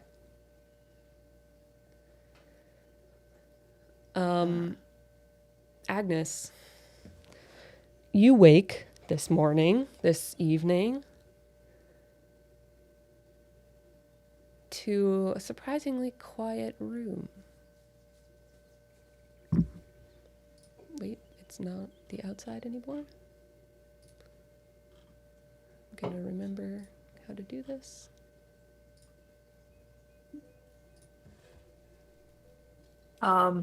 I open my eyes immediately and look towards Orin. He is still. He is on his side away from you, so you can just see his back.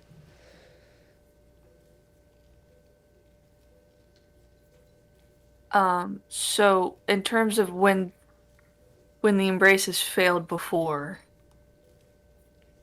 they turned to ash? The embrace has Or- failed in a few different ways for you before. Okay. One of them turned to ash during the process.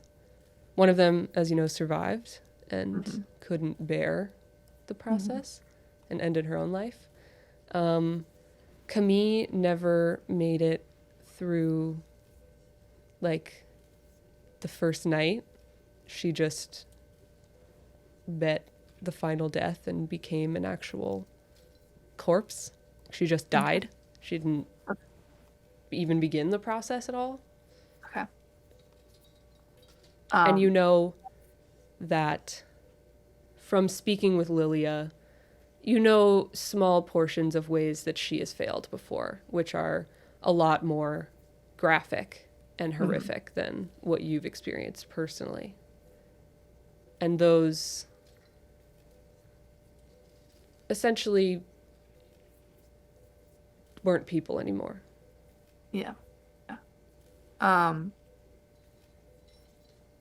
Okay. So she, seeing that his back is turned towards her, she sits up and kind of scooches over, and gently kind of puts her hand on his shoulder. Orin? He rolls towards you on his back, eyes open. You can see that where his ears before had a very slight point from being a Nosferatu ghoul, have pretty much fully elongated, very similar to you and the rest of your family. And his face is very pockmarked and scarred. His eyes are incredibly sunken in. You can see there's like parts of his skin missing and in various places that you can still see, like his arms that are exposed and his neck and things like that. And he looks up at you. That was quicker than I thought. she just kind of hugs him. He like doesn't hug you back. He's very Yeah, not. yeah. She just kind of just puts her head on like his shoulder, I guess. Um, oh, you're okay. Yeah, Yeah, I think I'm okay. I'm so. I'm so hungry, Agnes. Yeah, just 1 second. Okay, and then so backing out again. Um, so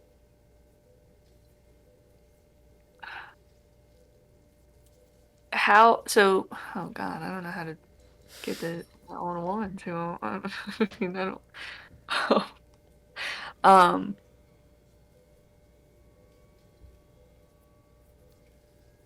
yeah, I guess I'm gonna get up and I'm gonna go out and check. Is that old woman awake? She's asleep. Okay. Do I know can he walk or do I have to bring the woman to her? Like w- I, what has it been like with my past children? What were they like after the Um, inbreak? you and Roman brought Roman mostly Yeah, he just compels people. brought the people to Lilia and Toplin. Okay. It's kind of his part of the process. Yeah. hmm and so like it kind of like hits her too at this moment when she looks out at the old woman, and it's like I haven't done this alone. Um, and she gets a little emotional at that. But she will look back at Orin. Can can you move, or is Uh, that difficult? I don't. I don't think I can move. Okay, I'm trying to move. don't try. It's fine. It's fine. Um, This is normal. yes. Is it normal? No. Yeah, we'll say it is. I mean, what's normal in a Yeah, Nosferatu embrace? yeah, Like, right. It's okay, Orin. And she's going to go and do I have the keys to the cage? it's not locked. Oh, okay. Yeah, I'll open up the cage. I will use Mask of 1,000 Faces Okay. to make myself look, you know, not scary. Okay. I got a success for my rouse check if I needed one. Great. You did need one. And I'll wake up the woman very gently, quietly. Excuse me, hello. Hello. Are you are you ready for me? I am. Yes. Okay. Just come with me and it'll be okay. All right. Oh, She like reaches a very withered hand out to touch your face. What a lovely young girl. come. It'll be okay. And I'll help her up. Thank you so much. Oh, you know, if I can do something good coming out of this world, might as well do it. Yeah. And she'll guide her in and kind of keep her focus more on her and not on Orin. Mm-hmm. And get her to so with her back to him, but have her sit down like facing Agnes, so her Okay. back is to him, so she's not like looking at him. Mm-hmm. And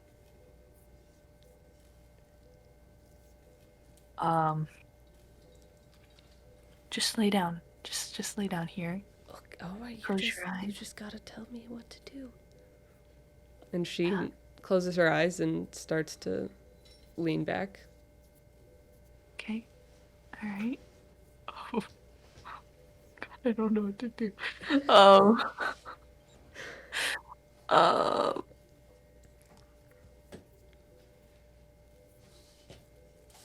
does Oren, since she's alive and in here, does he react at all to a near It doesn't. sort of life? He, like, his face can emote at the moment. The rest of him can't really move. Okay. And so you see him with a mix of. This has been discussed. This is not a surprise Yeah. to him. But he Yeah. does have a look of fear and concern when you bring her in.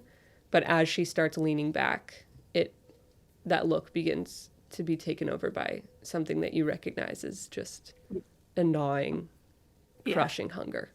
Okay. Um, All right. and So I'll guide her down to his mouth, yeah, maybe. and what follows is what you'd expect. She gasps a little bit when he starts, but like anyone else that's being drank from, it's a pleasant experience. And it takes. Move her hair out of her eyes. She like smiles at you while this is happening. And it takes a long time, but he does eventually fully drain her. And you can see the life leave her. I don't know. Move her and lay her down. He's weeping, like blood tears just falling down his face. And It's okay.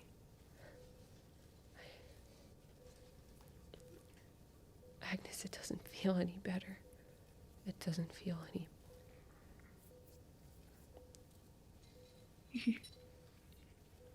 What is it? What does it feel like? I'm just so fucking hungry. It's okay. We'll get you another one, all right? Can you move any more? Then No, I'm trying to move right now. it's okay. Don't strain yourself. I'll get you someone else. Okay. And she kind of like is wiping his face and all. And she'll kind of glance over towards the window and the door. Has Lilia gotten here yet? She hasn't. She hasn't. Okay.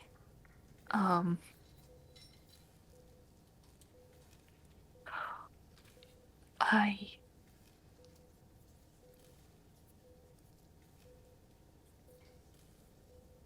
gonna have to go and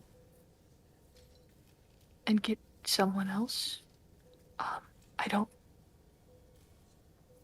Will you be okay alone? I don't want to leave you. No, I'll be fine. I'll be fine. I'll be fine. You'll be okay. This is fine. All right. You're just hungry. Yeah.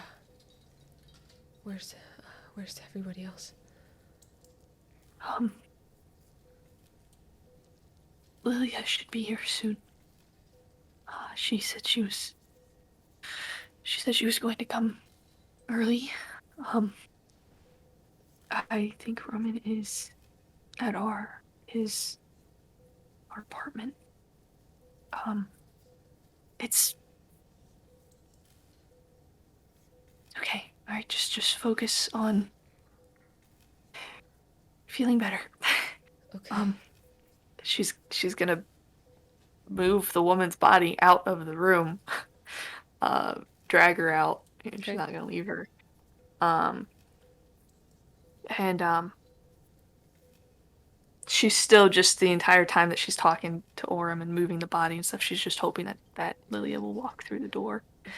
Another. And shit, she has no cell phone signal here. Not either. down here. Yeah. Okay. I will be right back. Okay. Okay, I'll be here.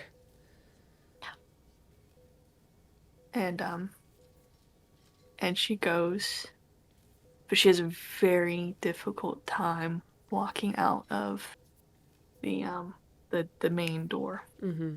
Very difficult time. Um, and eventually, she does, and she has plans to go topside. Okay. Yes. Okay. Okay. Jacob, you just finished up your flow with Fyodor, who puts his shoes back on. That was. Thanks for sharing that with me. So, thank you for joining me in the practice. Namaste. Sure. It's a thing. I- Gotta say to conclude practice. Okay. Namaste. Sounds like you've been doing this for a while. Sure. Yep. I'll look into a place for On. And I assume I will see you at Elysium. And Jacob gets a little bit more tense, loses his vinyasa flow a little bit, regains his composure, smiles. Of course. Okay. I appreciate it Yep. a lot. Yep. I'll see you. And he leaves. And by the way, did getting Fyodor to do yoga solve the compulsion, assuage the compulsion? It did. It did. Cool. Which is great because I forgot that was happening, and I just thought it would be funny for Fyodor to do yoga. So you actually did it on me. Good job. Excellent.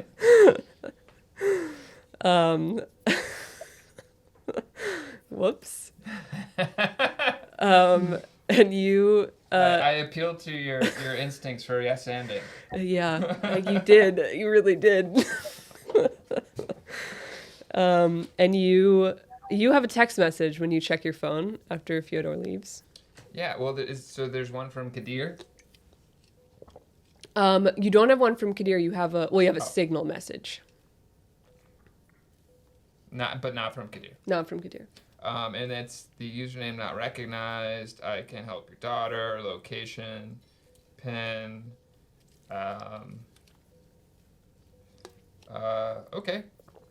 So the inclination is to investigate, but first, is On awake?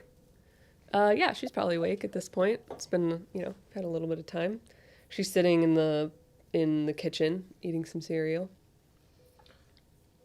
Hey, Hey, sweetie. How was your trip to the museum? it was really good. You got to check out the. Yeah, they had a really cool Laurie Anderson exhibit. Oh wow. Yeah, it was. You're a big fan of hers. I love her, and they had like, they had the flags, and they also had some of her projection maps, and it was really cool. They had the tape deck violin, which I was telling you about that one before, Yeah, and that one's really cool. You got to see it? Yeah, it was really neat. So cool. What are you doing today? Oh, I just got done with a little practice, and was chatting with someone about security things. Everything's good, but regular checkup, taking care of that, and about to run in to take care of some errands. But before I head out, just wanted to see if you thought about what I said yesterday, and by that I mean to say, don't even worry about it. I don't think we should go forward with it right now. I don't think the timing's right. Oh, why not? Well, it's just, it's not what we talked about originally. So I don't want to put that pressure on you, sweetie. I Really. could handle it. Well, I know you can handle it. I know you can handle it, but I just don't. I don't think it's what we talked about. I don't think it's it's. I don't see a reason why you need to handle it. Okay,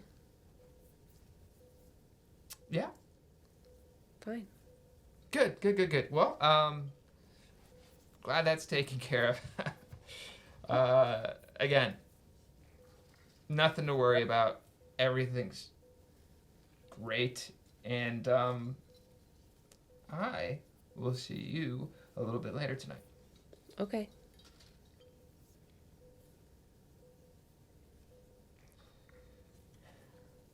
Okay. Fine.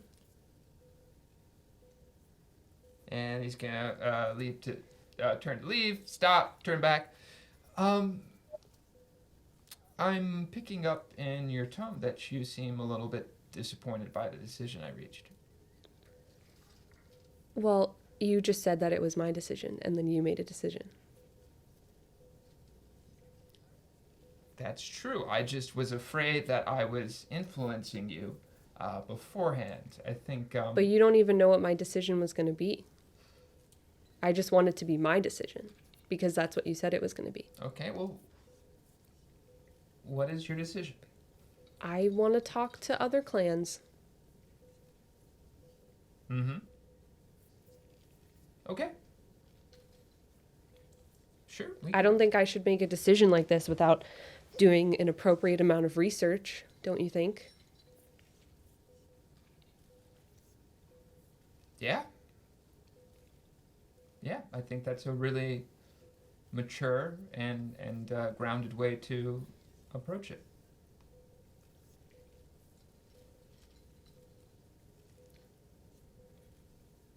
Okay.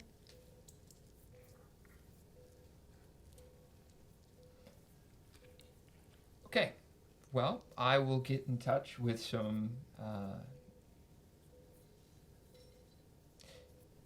different members of the family, and we will see who we can put you in touch with. Okay. Is there anybody, any clans in particular you wanted to meet with? I mean, I think that I should meet with people from higher and lower clans. So like I don't just want to talk to, like Ventru or Tremere. I feel like I should also talk to some gangrels and some Nosferatu. Huh. Okay. For sure. There are really a great breadth and variety of experiences in this way of living, and again, I'm impressed really that you're taking it in this way. It's a good plan of action.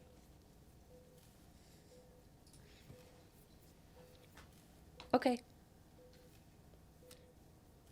All right. Love you, sweetie. I love you too. Is there anything else you wanted to? No. Okay. Well, I'll be back later tonight. Okay, I'll see you later. And I'll go to the address. Okay. You head towards the address. It is an abandoned subway station. Zoinks! Run away.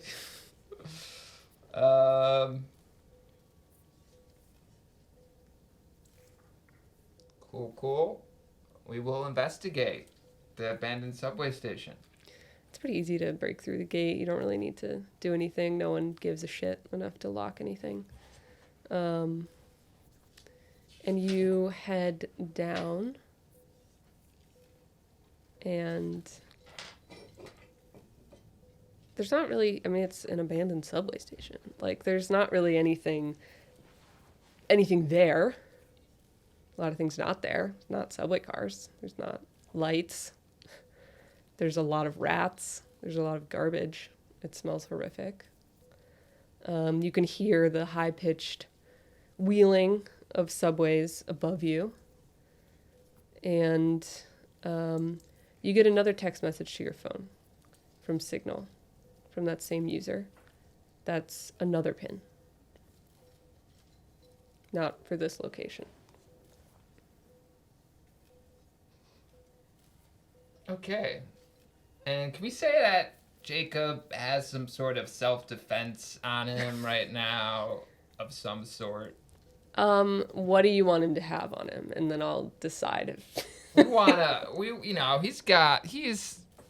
He has got 0 in brawl. He's not a brawler, but he's got a couple of dots in firearms. Sure, you can have a gun. Yeah. That'll help. Uh-huh. Just a regular gun? Handgun? Is there like a type of ammunition that's good against people but also vampires? There is. It's expensive and it's hard to come by. And I don't know if you would have it. Cool. So he probably doesn't have that. Yeah, it's just a people. It's just a regular thing. Yeah, that's what he has. Okay. Yeah. He's an overprotective person, paranoid. He carries a gun. It's fine. Yeah. Yep. Can All you- right, he will can you continue carry on on to here? the thing. So it, based on this thing, it looks like you're gonna have to go on the tracks. Okay.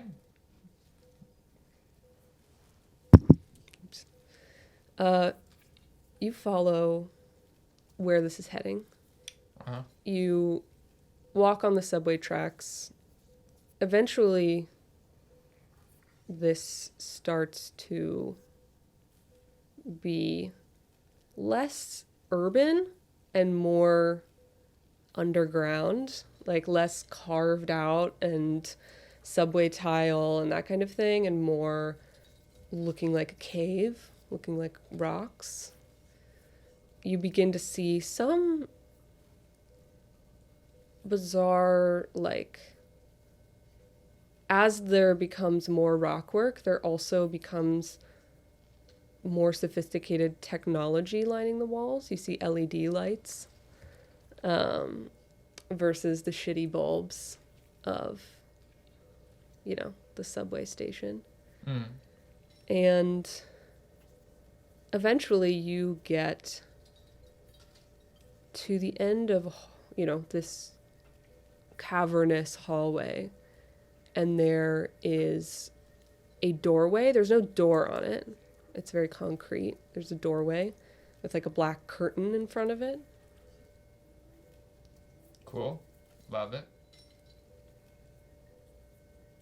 You going through it? Yeah, what's behind that curtain? There's a large amphitheater. It's Amphitheater. concrete. It's underground fully.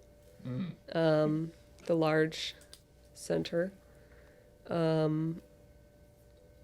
It's empty. It's slightly lit. You can't really see. It looks like there's kind of some lights behind some rock work, so you can't see any of the exposed bulbs. You just get the like uplight into some of the ceiling. Very neat effect. Mm. And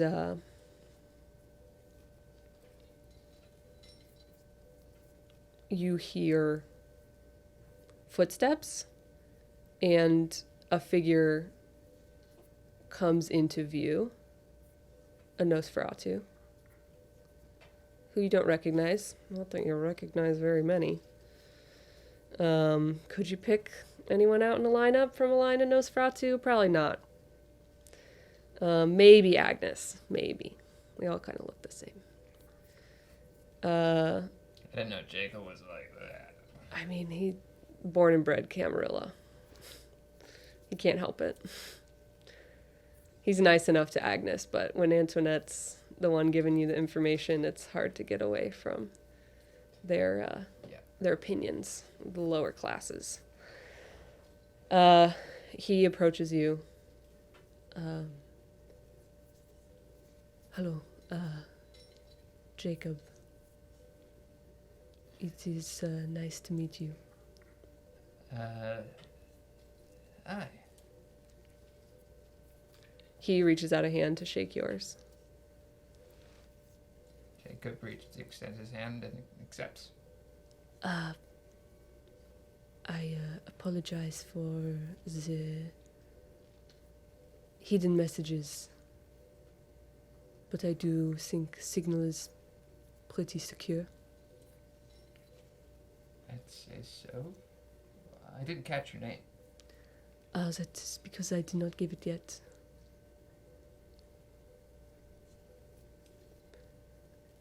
I have heard that your daughter is being recruited by the Camarilla. Yeah, it's the second time I've heard that today, and it's not all set in stone. Is that actually true, or do you tell yourself that to feel better?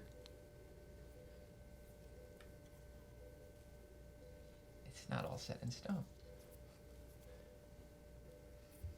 Well, perhaps I can offer you an alternative.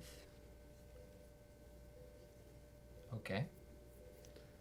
He sits down on one of the stadium seats and kind of motions for you to sit next to him.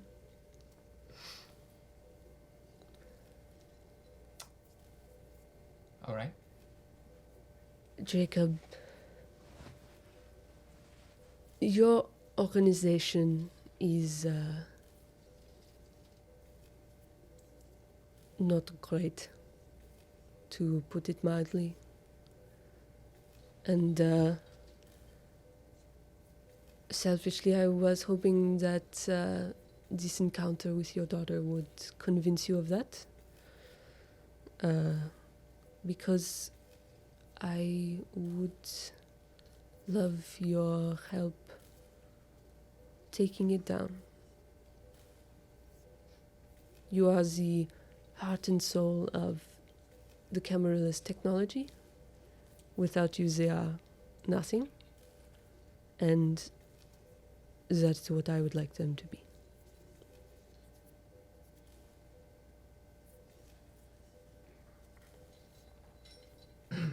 And Jacob stands up. Listen, I don't know what you heard or who you think I am, but I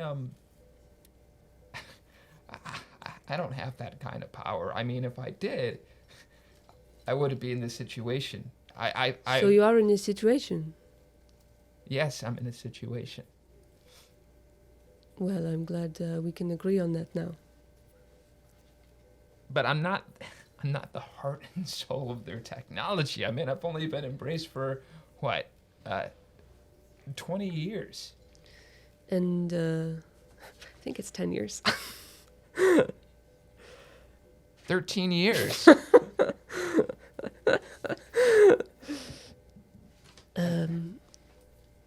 Jacob, you do not know the history of this city. That's okay, they cover it up very well. But the Camarilla is not technologically advanced. Well, I know that much. And I'm sure there are people that want to convince you that you're not as important as you are.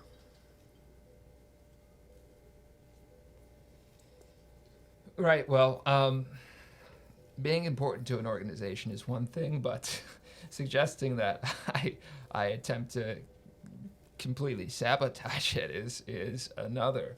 So What if I told you it was already in progress? What? The information leaks, the doxing that was happening with Kindred.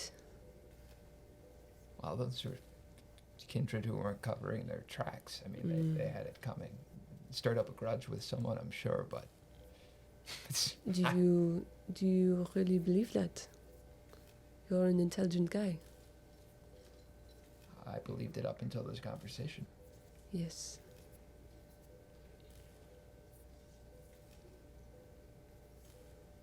Who are you? My name is Roman.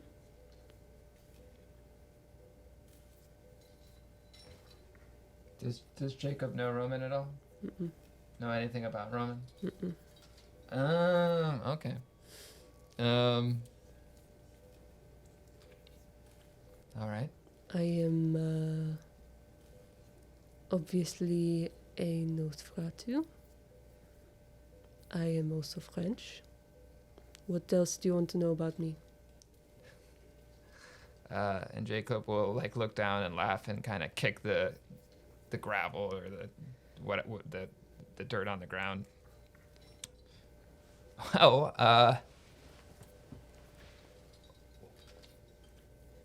why do you want to take the camera down? I think that they do not have all kindred in their best interest. And I would like for my people to have a chance. And I would like for kindred as a whole to survive. And I don't think that even with your not so important technological advances, they will be able to outmaneuver the Second Inquisition for long.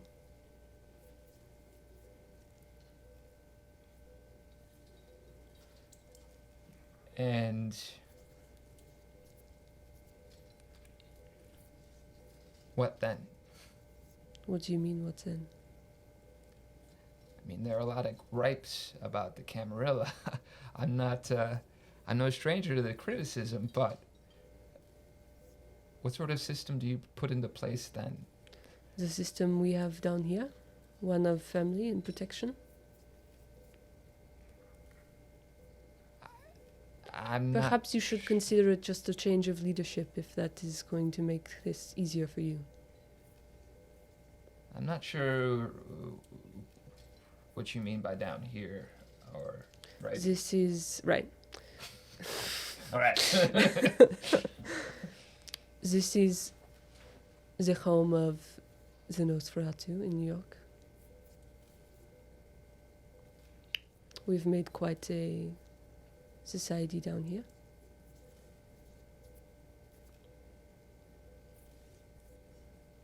A lot of your information is not correct, Jacob. Let me guess, you think there are, 20, 30 Nosferatu in the city? That's probably... No, the models that we've been running, we're looking at around 53. That is not even close. 70. 100? We outnumber the Camarilla. By a lot. All right, okay. Roman, it's been... I really appreciate the offer, and this army that you're leading, it sounds impressive. It's not an army. Well, this commune. Sure. Family. I don't think you know what you're getting into. That is too bad. We could have used your help. I am also a father, and I want to put the safety of your daughter in my priorities.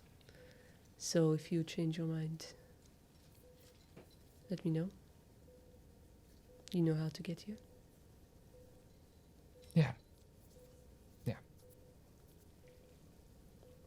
For your safety, I would not try to go anywhere except this room. It will end badly for you.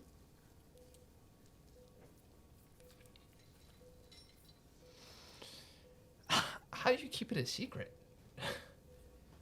No one wants to listen to us, so it's not that hard. That's really impressive. It really is something. Well, thanks for the invitation, and I'll think about it. All right? I said all right. Okay. The acoustics in here. They are quite good. Hello. He reaches out to shake your hand again. Jacob looks down. He shakes your hand, turns on his heels, and disappears from view. It's cool as fuck. Roman, smooth operator. Hey.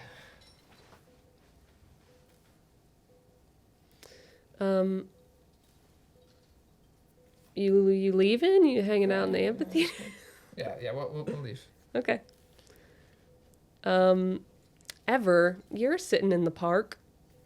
Yep. Thinking thoughts. Having another shitty night.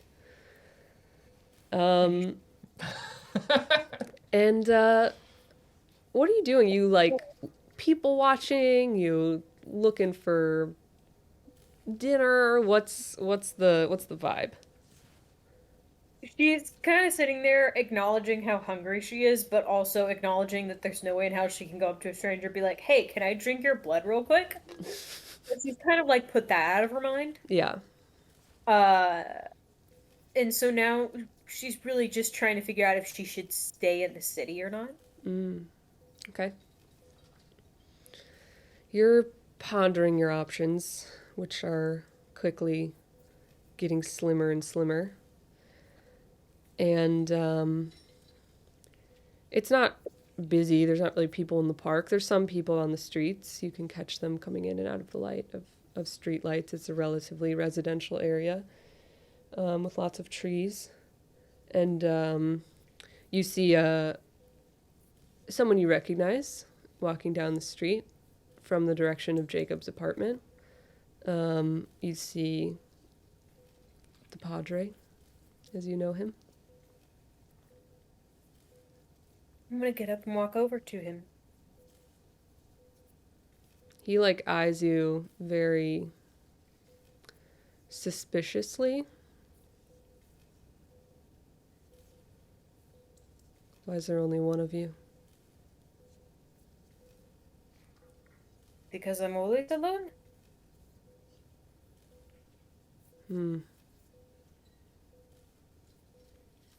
Would you be willing to come with me To where? anywhere? My apartment? That depends. Do you know who I am? Or more accurately, let me rephrase, not do you know who I am. That depends. Are you gonna call me a man or call me a charity case? I can call you whatever you want. I'd rather you didn't call me either of those things. I can do that. Then sure, let's go. He keeps a distance from you, and you walk a few blocks just past St. Patrick's Cathedral and a St. Patrick's Cathedral. There's a lot of them. And up to an apartment building. He opens the door, holds it for you, eyeing you extremely suspiciously. Sure. I walk in and just kind of look around. It's like dingy. There's not really much on the walls. There's a big TV, a reclining couch, a card table with some like folding chairs, a bookshelf that's like overrun with ancient books and also comic books. You need better income. Of course, I'm saying this to a 17-looking-year-old. Nothing that you are saying to me makes sense. I just want to preface what I'm going to say with that. To me, it seems like I've invited a Mormon missionary into my home, and you are preaching the gospel to me. But I also know the Mormon missionaries that live in this neighborhood, and you are not them.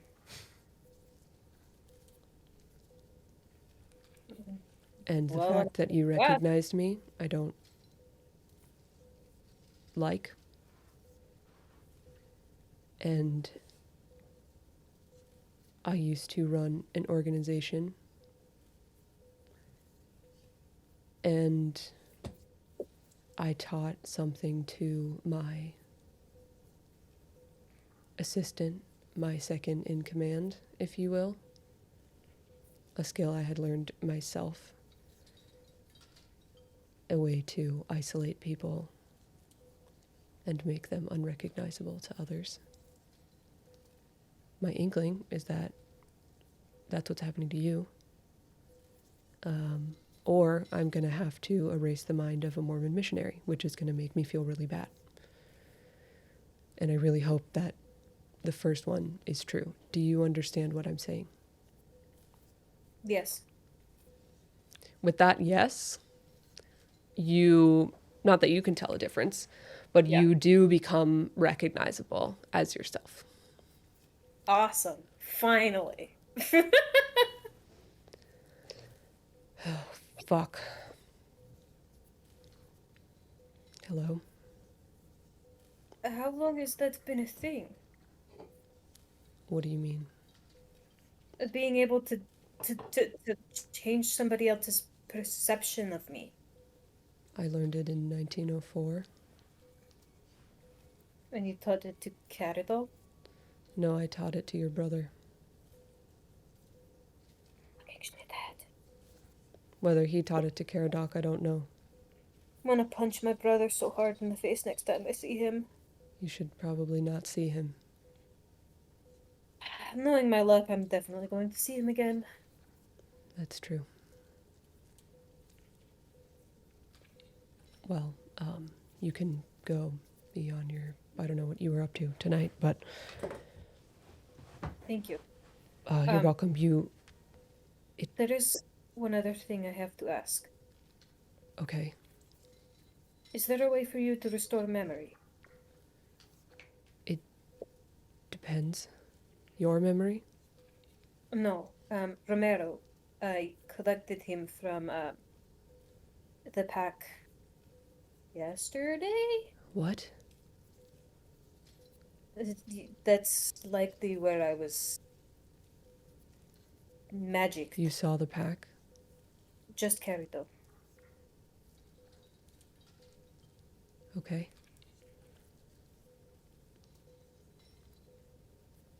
They They know that didn't- you're here.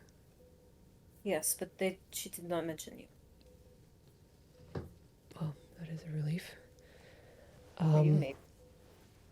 I can try. If it's unlikely I will be able to restore his memory if I was not the one to take it. Is there anything I can do to restore it? It depends on how it was taken. Just fear I've scared the shit out of him. What is he, does he forget the pack? The only thing he seems to remember is his own name. That is not good. That is putting it extremely lightly. I can try if that would be helpful to you.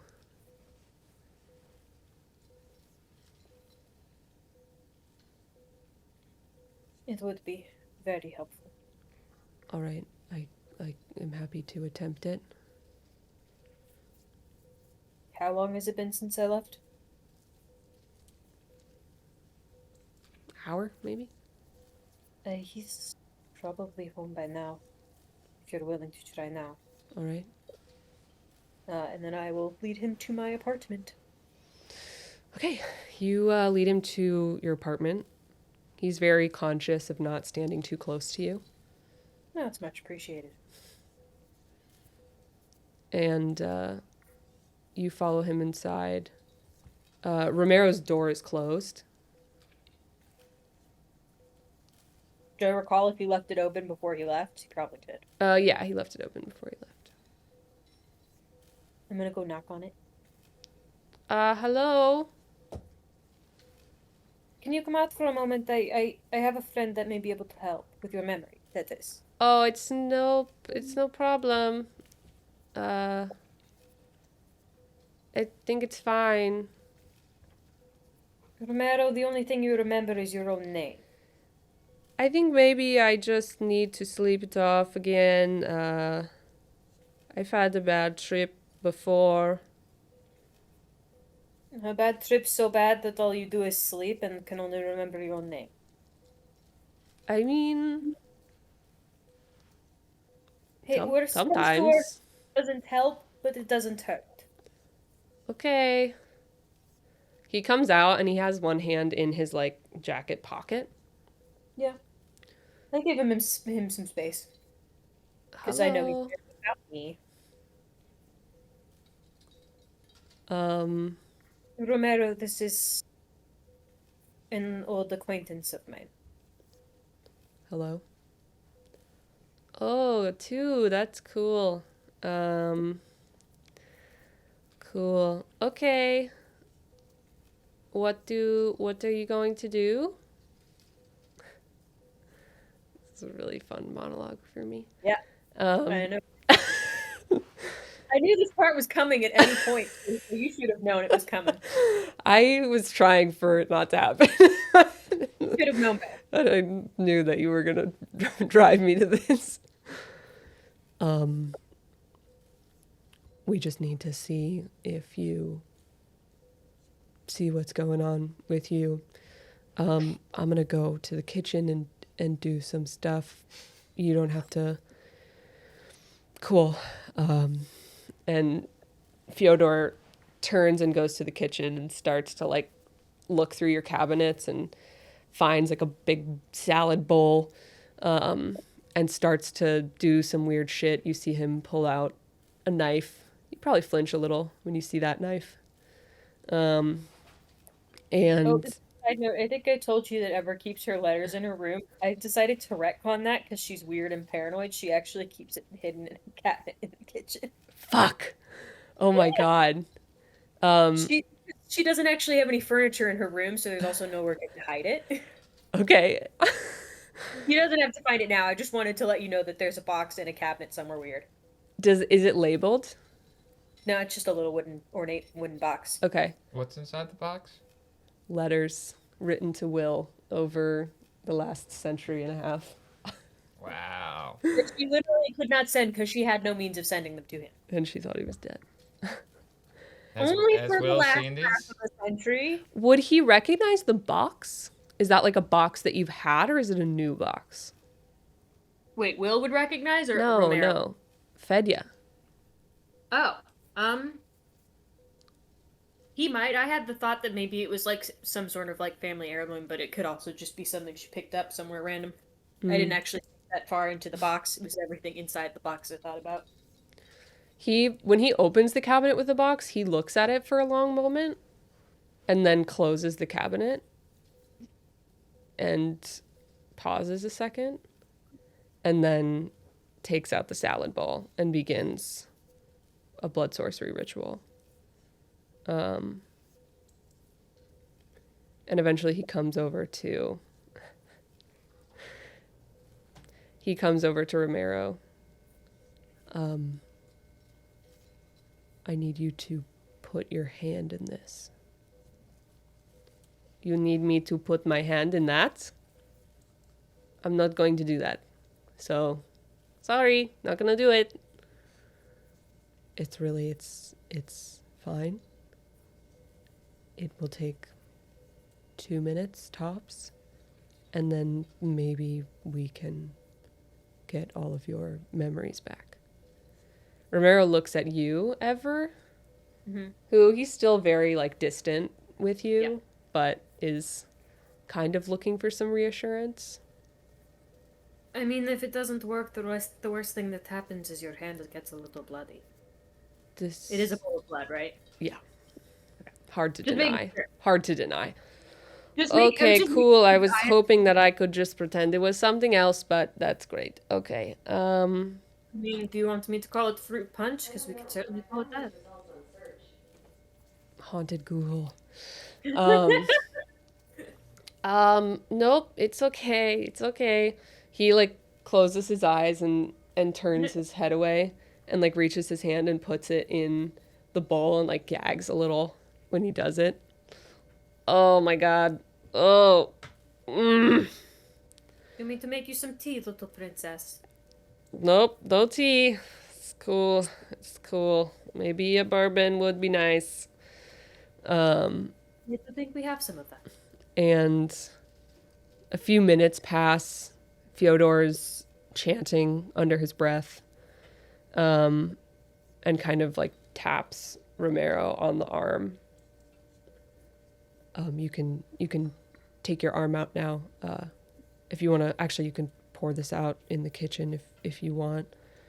And Romero like takes the bowl and like not looking at it. It's just like, oh my god.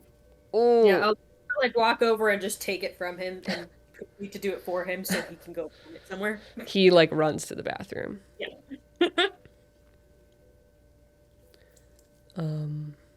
No luck.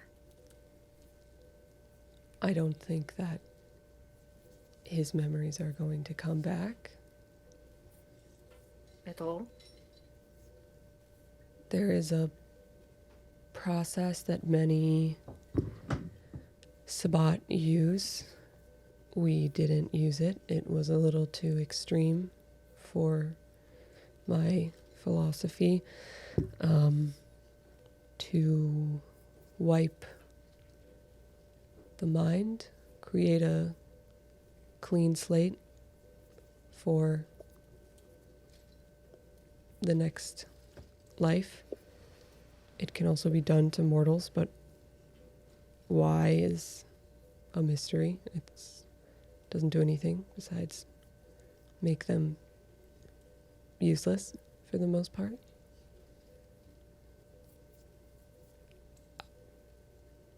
I'm really sorry.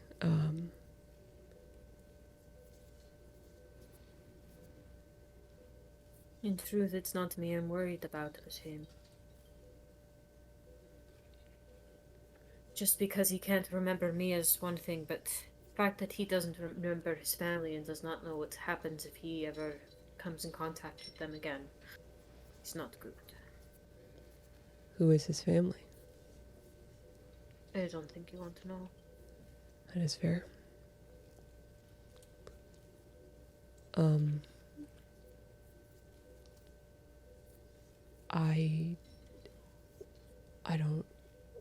I don't know if there's anything I can do to help.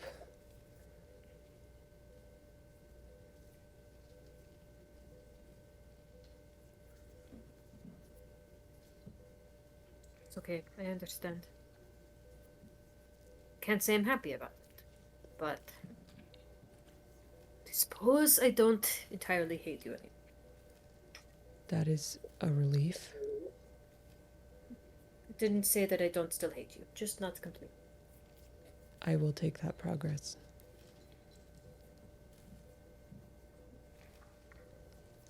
I should go probably, but I will see you around. If you need anything, you now know where I live, so please don't kill me. Where I live. I will not do that for you as long as you do not do that to me. I think we are agreed. Oh, and then in case you were wondering, the box, you missed some of the letters when you purged them. Oh, that is... You didn't look very good. I hid it under your mattress. I thought you'd never look there. That's right. Well, I suppose I'm glad that you got to keep some of them. Have you given them to Will? No, and I won't. Why? He doesn't need to see them. He would probably like to. I might die of embarrassment. That's fair. And please don't tell him about those. I will not. I don't believe you. Okay. Well, I'm sorry about your friend. It's alright, I'll make myself at home in a hotel until he's at least willing to trust me not to murder him in his sleep. You should be able to contact people now. I'm curious, did you try to call anyone while this was happening? Yes, a few people. Why? Did it work? No. Interesting. I called Will a couple of times, and as I recall, he just kept telling me he wasn't interested. And I did call Jacob once, but I just left a voicemail for him. Interesting. I have not done that ritual since phones were invented. Anyway, I will see you later. I expect so. And he leaves. Will, you left the hospital, I believe? Yes. And Left quickly. oh, right, and then you went back to your apartment? Yeah. That sounds good. And what are you doing? I think he's gonna try to hit up a contact for some more juice boxes. Okay. Like yeah.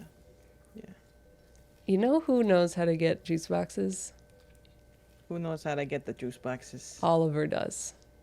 Fucking yeah. So he's gonna text Oliver on Signal. Oliver texts you Would he back know how to do that? immediately. Would Oliver know how to use Signal, or would Will know how to use Signal? Well, Will now uses Signal. Like, Yeah. so would he know Oliver's handle on Signal? Oh, that's probably not. You just got Signal, God damn it. so you'd probably have to still text him. All right. So he texts Oliver like, "Hey bro, let's meet up and get some drinks." Something shit like that. He texts back some drinks or some drinks. It's like, "You know what I mean, fucker." And then it's sent. Great. You head to Canal Street, where during the day and at evening sometimes, there's a lot of people taking advantage of tourists, trying to sell them knockoff purses. You can get the ones that are like obvious knockoffs in just like the storefronts. Like, you know, they hang them on the outside. They have misspellings. They're like kind of Tory Burch knockoffs, but not obvious enough to be illegal. Because selling them is illegal, buying them is not illegal. And if you want the good stuff, though, you got to talk to one of the people that has the little, like, laminated sheet, and they hold it close, but then if you look at them interested enough, they give it to you, and they show you all the things that you can buy, and then you have to go in their basement and go get it. That's what Oliver does. That's his side hustle.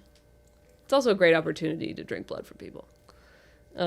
Just knock them out, drink a little blood, sell them a fake bag. Bada bing, bada boom. He's an interesting guy. He has his hands in a lot of things, knows a lot of information. Bruja as well as you.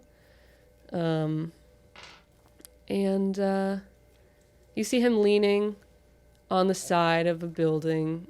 It's all closed up for the night, but the little doors to the cellar are open. You can see a really steep set of stairs.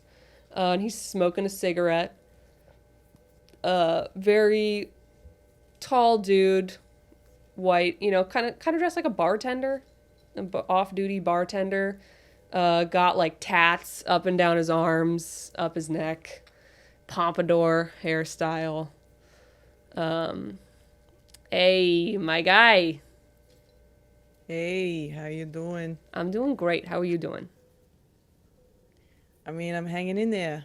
You look like Hanging in shit. there. Thank you. That's, yeah. I mean, I won't deny it.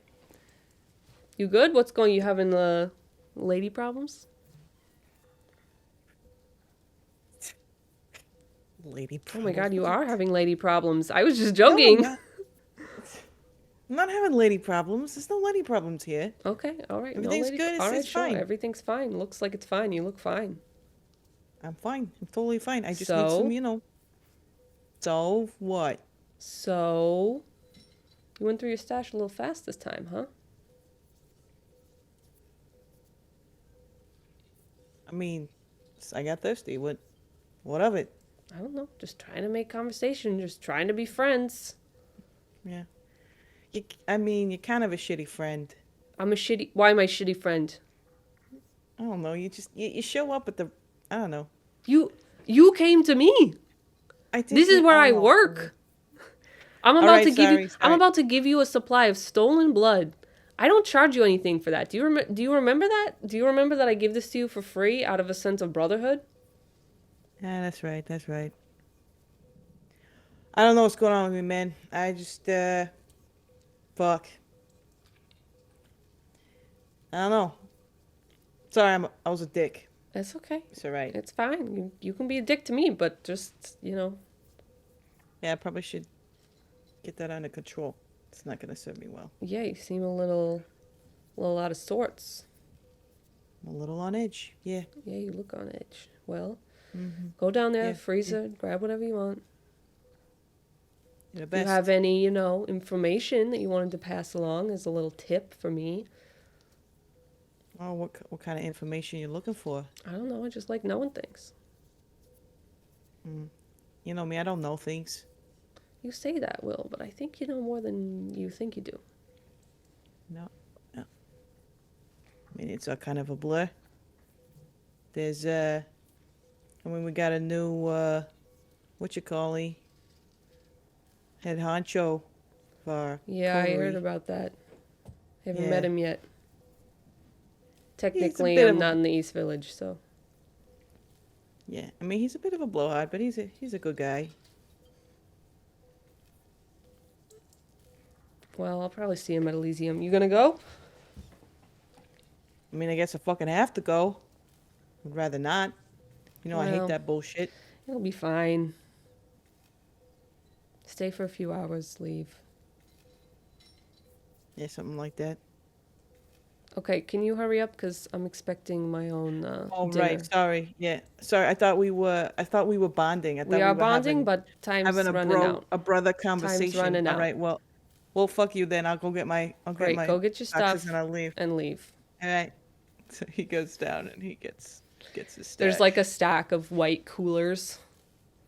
And other like little cooler bag options, some like Trader Joe's like cooler bags. Be less inconspicuous. And a big chest freezer filled with bags of blood. Lifted from a variety of different hospitals. They all have different labels and stuff like that. So he takes a variety. The Cool. inconspicuous looking ones, I think he'll take. Okay. Um, Okay.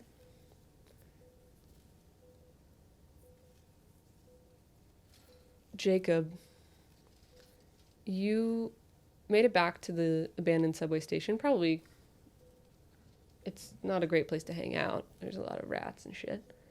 So probably above that. And you see a familiar face on the street.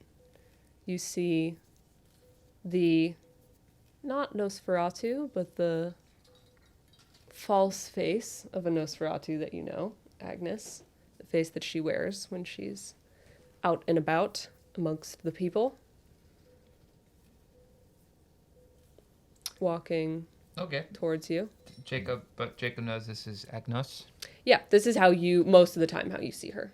You very rarely see her in her actual iteration. Hey there.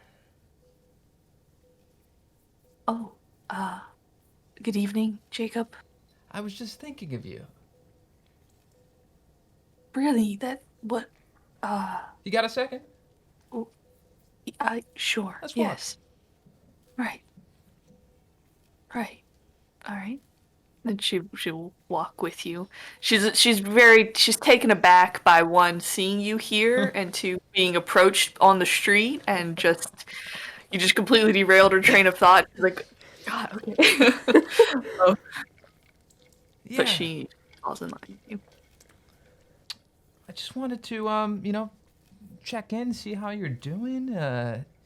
Really, really appreciate how grounded you were during our, the big blow up a few days back. Of course. How is that? How are you? How's your daughter? Oh, I'm fine. It's a shitstorm, but Yeah. we're making the most of it. Yeah. Yeah. So I was just a wild thing happened. It's really crazy how word gets around, but apparently people seem to know about what's going on and are offering to help. And I just chatted with this guy. He invited me down in the subway there, and he mentioned he might be able to help. His name was Roman. You happen to know him? Roman wants to help. Yeah, he's a Nosferatu. I take it you two know each other, or?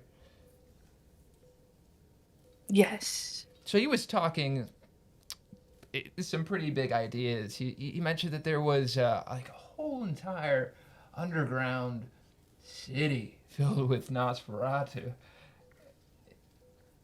He told you that?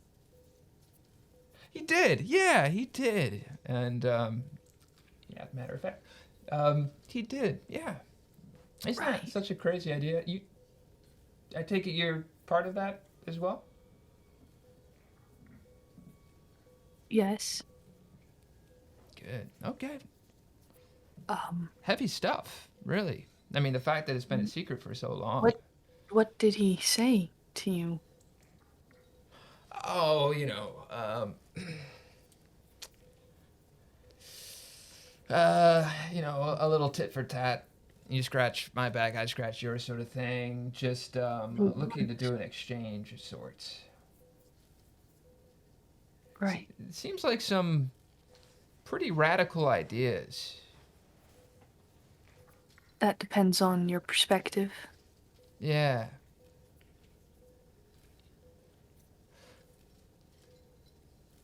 Yeah, Is my apartment near here? I mean, near-ish. All right. As we walk, I'm guiding us that direction. Okay. Maybe You're walking we and talking.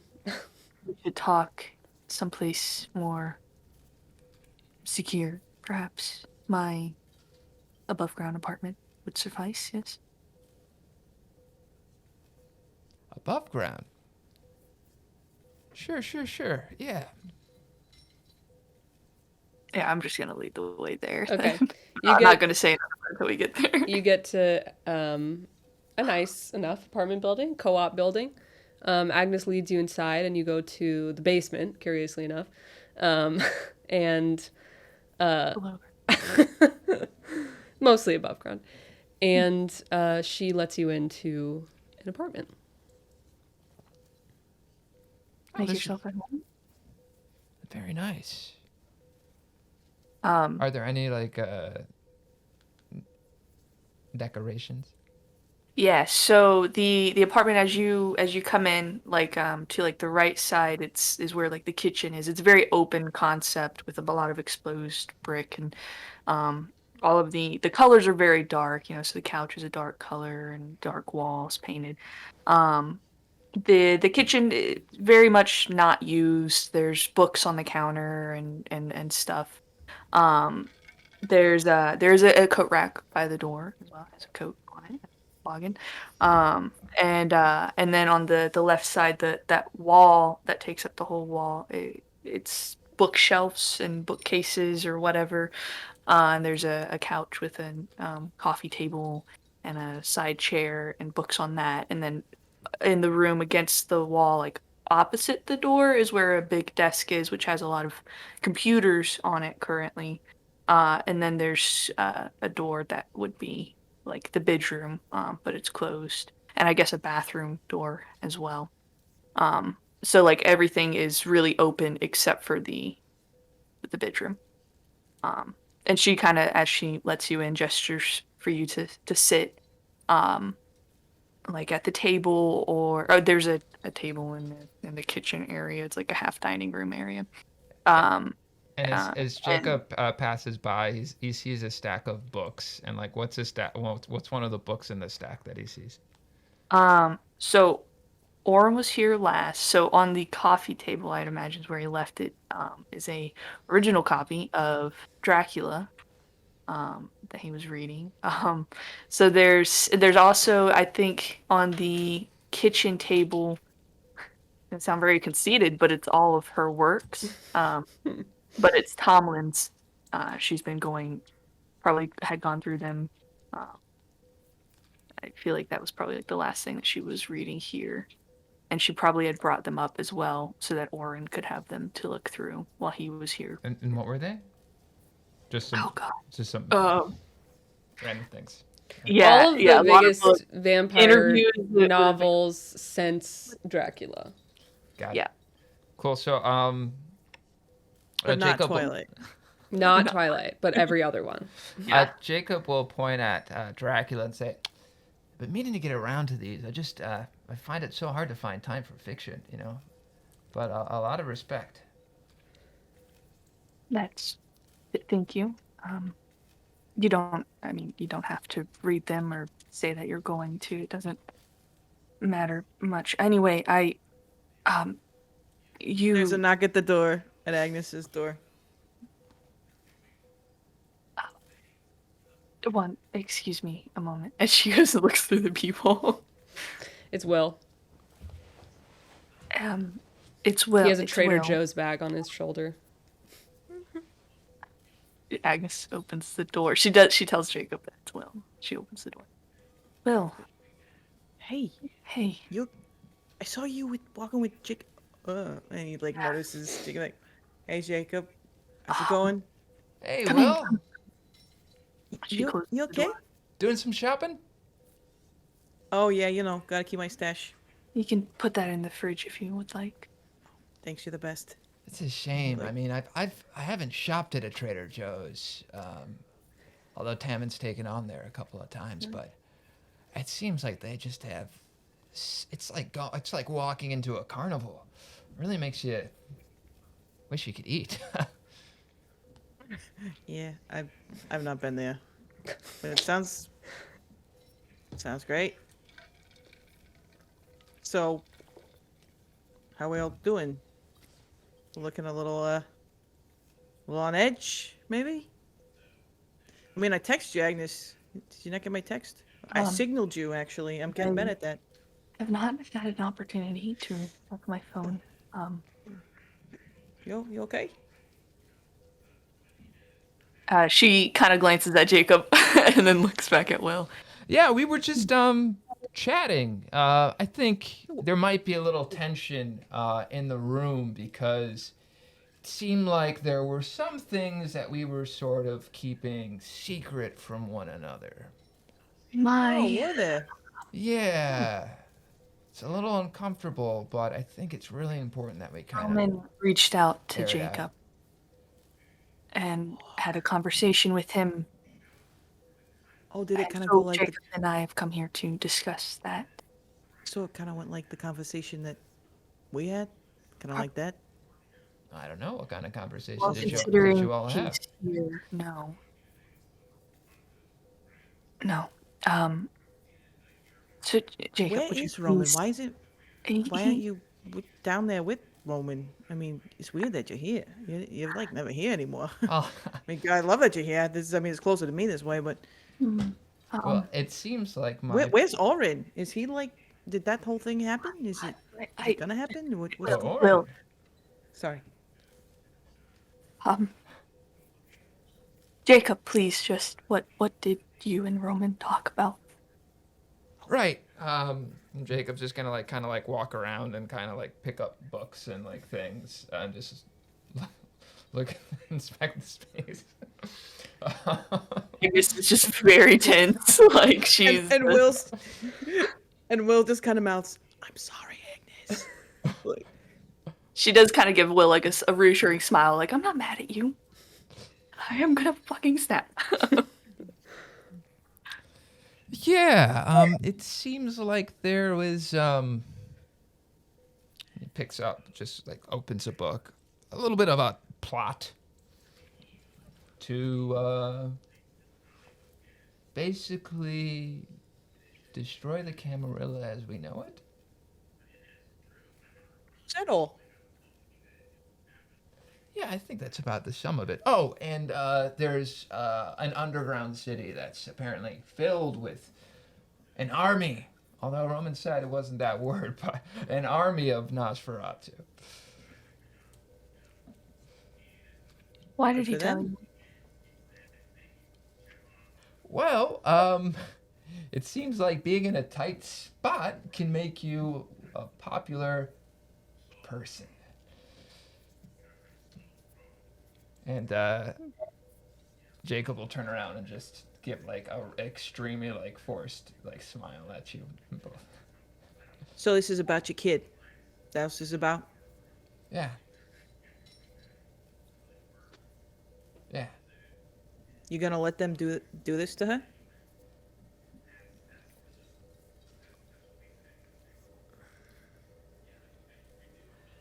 That's still not decided. Right. I'm just a little surprised that I mean, I get it. It's a new primogen and I was in a weird spot when we saw each other, but I just was a little surprised that I'm finding out about all that this way. There is a lot that goes on that many people don't know about. It's really, really wasn't. I offered my help, and that still stands. Roman is a part of that help. I wasn't aware he would be reaching out.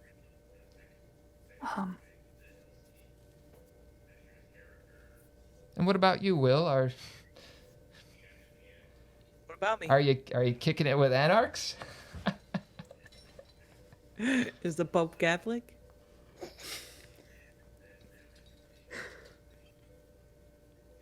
Okay. Eh. My parents are connected, so I'm not saying I'm with them, but I'm certainly not against them. Jacob will take a seat. Wipe his hands across his face. How do you do it? What? Maintain a double life like that? Honestly, I don't know. It's easy when people don't notice you. Well, there's that. I kind of earned some dues with the Battle of New York, so that's kind of helped me stay a little under the radar. I mean, does anybody in the Camarilla know? The Camarilla likes to assume they know everything. They don't. So the underground city. Nobody in the Camarilla knows? Well, I know. I know. Right. But it is very secret. So if it would be appreciated for it to stay that way, Yeah.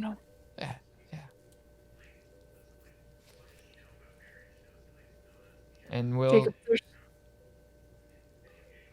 go ahead. Sorry, Agnes. Yeah. But Go. does the Camarilla know about just your interactions with the Anarch community? I don't think so. People I know, they're pretty good at covering the tracks. It just seems so At least- hard.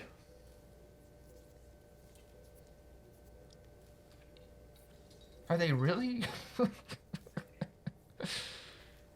They really what? Are you having problems believing that people outside of the Camarilla could have their own ways of doing things? That maybe work better than how Oh, the it's- Camarilla it's- run the place, maybe? I've spent most of my life not affiliated with the Camarilla. Pretty easy. I mean, at Some least of us just deal with the Camarilla to survive.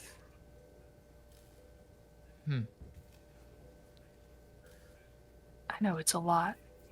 You are very in it.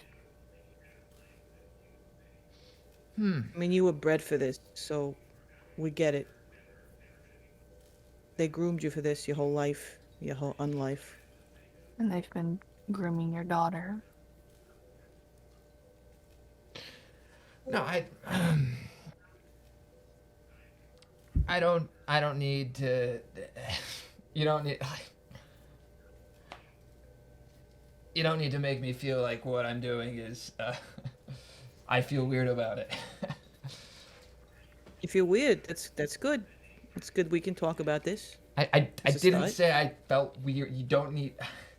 I'm saying that there are a lot of moving pieces, and it's very interesting to hear this additional information. You hear another knock at the door.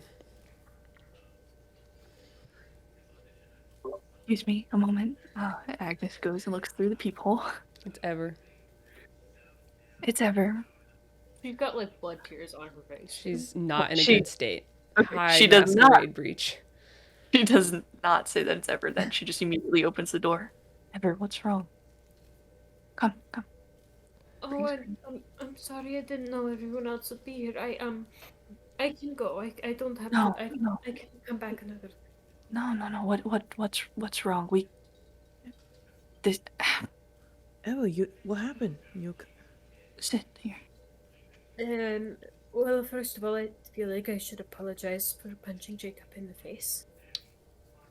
When did you punch Jacob in the I face? think it was an old man who punched me in the face. Yeah, that's. You got that's punched in the why I face by an old punched you. man?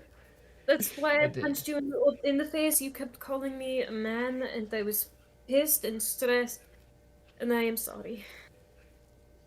You were an old man? No, there was a spell on me apparently, to isolate me. Well, you saw it too. I came to your house yesterday asking for help, and you said you give enough to charity and shut the door in my face. That was you. Oh, Eva, I'm so sorry. Oh, I didn't know. If I had known, I It's okay. I came across Fyodor a couple hours ago, and he fixed it and he explained. But you talked to Fyodor. well, it was either that or leave the city. So what happened? Where? Hey, Who? Why did this? I went to get Romero back from my former pack, and I think they did it to me then.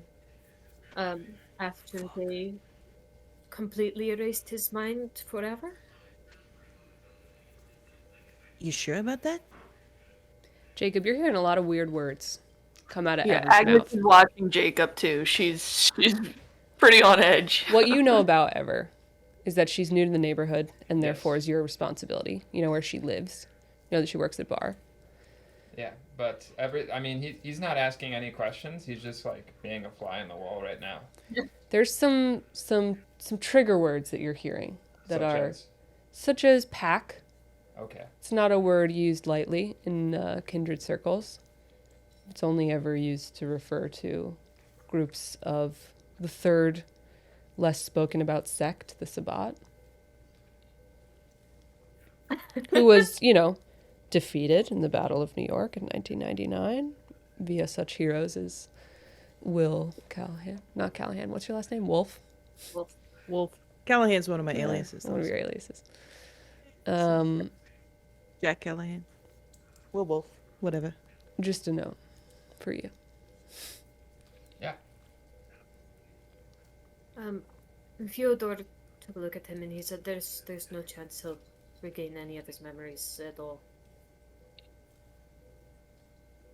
I'm so sorry.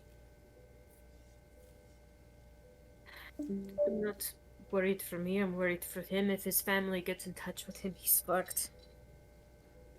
Why? Why would he be fucked?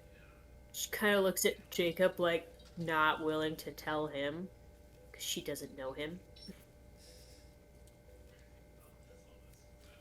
I think we can have an honest conversation here. I'm already learning a lot of fun secrets as is. When I met Romero in Paris, he had left his family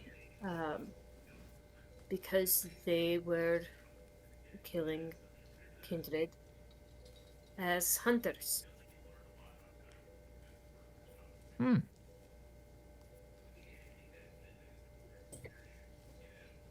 Without his memories, he won't know what his family looks like, and I've never met them, so I can't reasonably protect him from them. They don't know if they would drag him back kicking and screaming or kill him for it. Well, you're going to have to tell him, warn him of the dangers. He's still getting over I am a vampire. So. That is a lot, yes.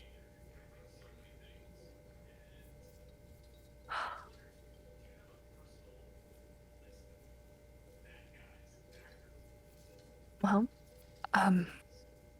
Jacob, to fill you in a bit, since please, we are, please, Agnes. I believe you should know that we are investigating the potential, actually, it's completely not investigating. It is true that the Sabbat is in New York. And we are trying to, we're trying to figure out what to do with that. We do need to discuss it with the Camarilla, but there's been a lot of personal things coming up that has pushed my, pushed everything back. So I would have communicated this sooner, but it has not been at the forefront of my priorities. Unfortunately, it should be, because it's the Sabbat. Agnes, don't beat yourself up. There's a lot going on. Yeah. Whatever. He's right, I should have told you. How did you... How long? I left my pack just the tail end of last year. And they were okay with that? No, that is why they are attacking me and everything I care about. And more specifically, because my pack is currently headed also by my brother. And he is a jealous little shit. Is this new information to Will? I think the leader part is new information for everybody, but you would have known that he was in the pack. Yeah. Because it's new information for her, as of right before the spell that isolated her. So your brother is the one in charge down there. Yes, and he's a little jealous shit, as our older brother called him all the time. Been happening, actually. And I don't know if he's in charge of everything. It likely just the one. In fact, I think it is only the one. I don't think they have hierarchies beyond individual packs. Yeah. Uh, I don't know if it's just the one pack or if it's more. I doubt it's only the one though. Yeah, we'll have background of how like packs work together, like the like. Yeah, he would have that information. And there's packs work together, but they also, kill each other and make sport of that. There's certain times the Sabbat as are not a monolith in any sense. However, they do have like a liturgy. And so there is like a festival that they celebrate, and people will go to Sabbat held cities, like the nearest ones. Packs will go to celebrate for this festival, and that's kind of an off limits, no man's land time for conflict when people, put aside their infighting for this festival, which you probably saw some of. Like that was part of the influx in 1999 when the battle was happening. And so it's hard to tell, like, whether or not packs move in groups together or are in conflict with each other. It's nearly impossible.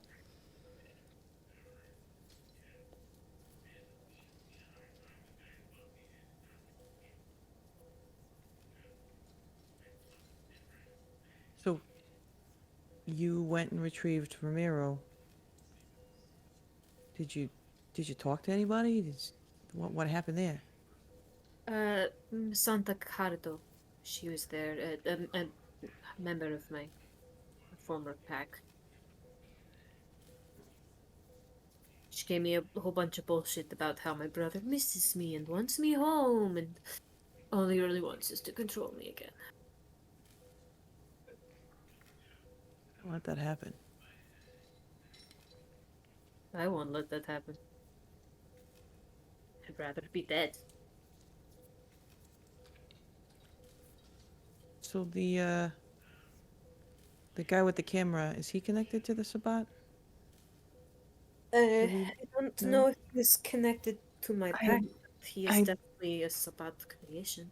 I think it could also be Ingrid's ex-boyfriend Randall.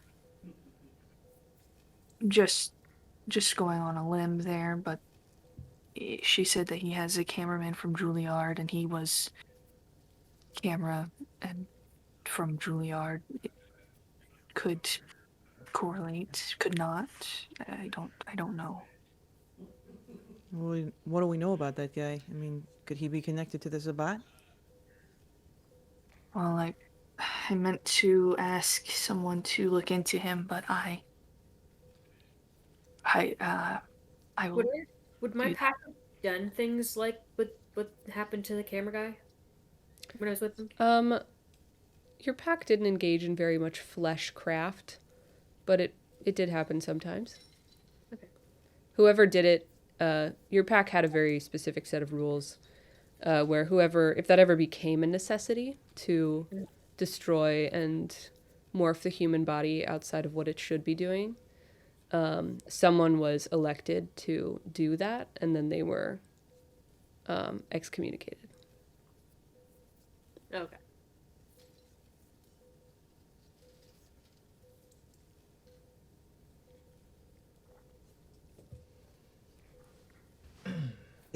There's a lot going on right now. Yeah. Perhaps we should speak with Camarilla tonight. Night? What? To accomplish what? Elysium is coming up. That would be a better. What? I don't know what that is. It's a meeting. Everybody comes and That sounds talks. And boring as fuck. Blow it off. Tell me about it. It's awful. Blow it off. I Oh, will. I do hope you'll be there. I mean, I kind of have to be. I was It in that wouldn't whole it would Battle of mean New a York thing. lot for me for our first Elysium if we could all be there together. We will be there. I'm will not be sure there. I feel comfortable sitting in the room of Camarilla. Is it at least gonna be fucking dancing? Nobody does. Not even the camera people. That's kind of the whole thing. They're all untrustworthy. Does Agnes know anybody besides Roman that can do dominate? She's only got like half of her mind on the whole conversation. She's like she's Yeah. listening. She very much cares about what's going on with And everyone. there's this other But she's thing. also like, Yeah, and she's off on Oron. yeah.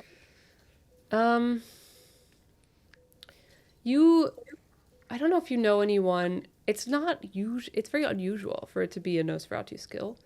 So you don't know any Nosferatu that can really do it. You probably know that it was a very common Ventru trait, so Lucy could do it. Antoinette can do it. You Maybe Jacob. can get through context clues that Fyodor probably did it. That's kind of where your knowledge sits. Okay.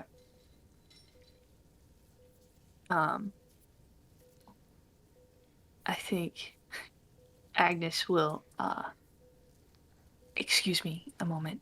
And she's gonna go into her room. And she's gonna call Fyodor. While she's doing that, Ever's gonna ask Jacob about his delivery service because she doesn't want to drink from Romero while he doesn't trust her fully. I'm so sorry to hear about Romero. In fact, that's why I wanted to stop by. Is I got a little bit more information on his cell phone, and it was underground. But I guess I know why now. Yeah, his cell phone is also broken. Yeah, Oops. sure. And Jacob will give a tutorial on seamless eats. Here's the question: is it only an app on a tablet, or can she do it on the computer because she cannot operate a touchscreen? At the It's a moment, secure app. Only a few people have access to it. yeah, it's only on iOS. Android's out of luck. She's basically just gonna be like, "Can I just call you when I'm hungry and you send them my way?"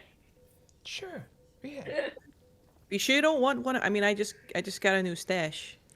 I see it. No offense, Trader Will, Joe's. bags of blood are the most disgusting thing ever. Everybody's got to be knocking my bags. What? Works for me. Well, if it works for you, great, but I like it fresh.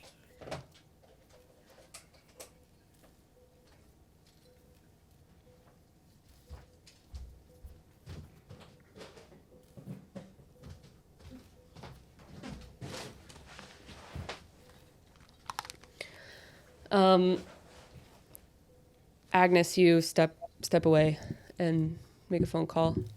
Mhm. Agnes, Fyodor, I need your help. what do you need? Can you? I need someone. Oren is. He survived. He can't move. I need someone for him to I understand. feed on. I can try to make that happen. If this is inappropriate for me to ask of you, No, you don't have to. It's no. He is also my friend. I would like to attempt to help. I will call you back. Thank you. And she takes a moment to kind of brace herself before going out into her packed apartment. It's never had this many. Well, actually, no. When Roman and Lily were here, but yeah, she'll come out. Sorry about that. Is everything okay? Agnes, you don't seem like yourself.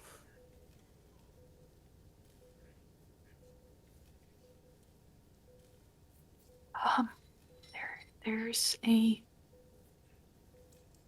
um, there's been some recent discoveries that are disturbing. Um,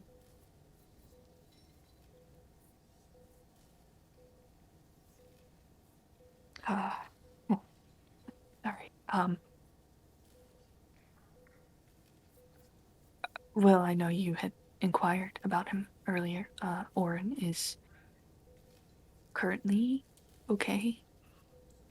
Oh, good. Good, he's okay. That's really great to know. He's Jacob. Oren is my son. Congratulations. Yeah. Um,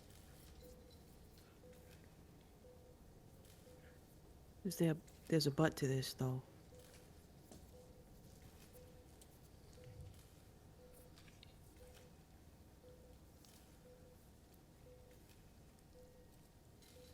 there's a big but.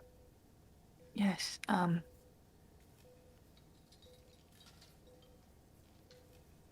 I still have things to do to make sure that he is okay, that he um it, and also um Roman told me something very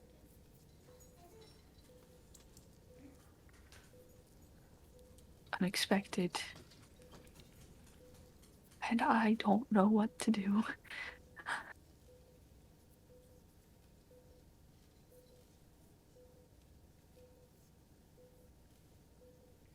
So yes, I know I seem not myself, but I am really struggling. I'm struggling. We're here for you, Agnes. You know that. What I'm can here we do? for Miss Vega. You have everything you need from me. Thank you. Is Roman not a good guy? Would you say he's not trustworthy? I just asked because he did make me a proposition himself. Roman is my husband. Huh. Um, he, he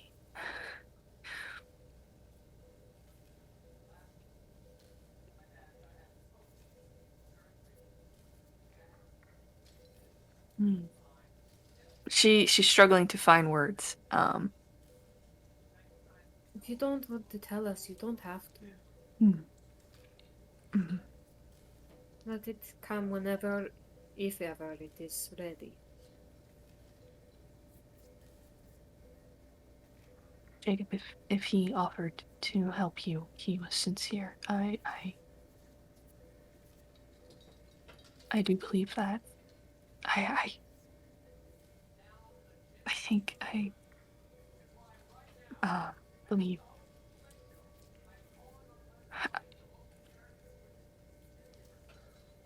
I don't.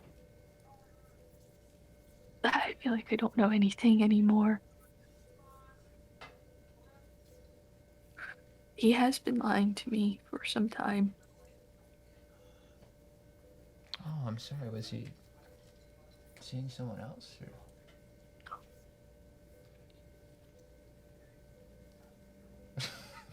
No. He lied to me about who he is. Who he is. It, in life, I was married to a man named Bernard. We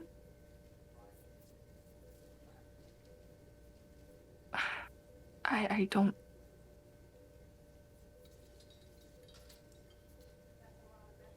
He, his brother died unexpectedly, and he was determined to not have that happen to him. He, I have, honestly, I don't know. I don't remember much. But one day he came back and he was no longer human, and he killed me, embraced me, locked me in a coffin. And I remained underground for many, many years. Well, you were so shocked when I told you about my time. Yes, 'cause I know what it's like to be buried and forgotten.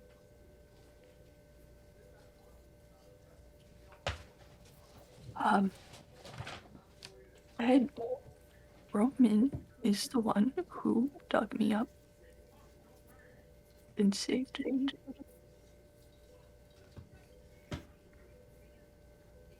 They do. Shit.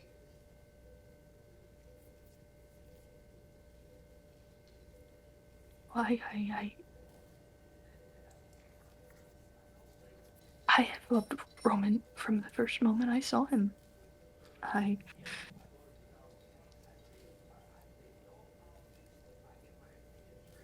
He made me believe in soulmates and and like life was worth living, and he he did so much for me.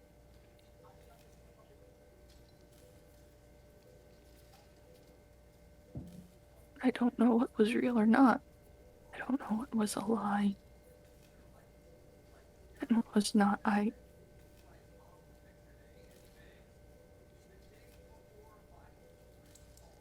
Roman is Bernard.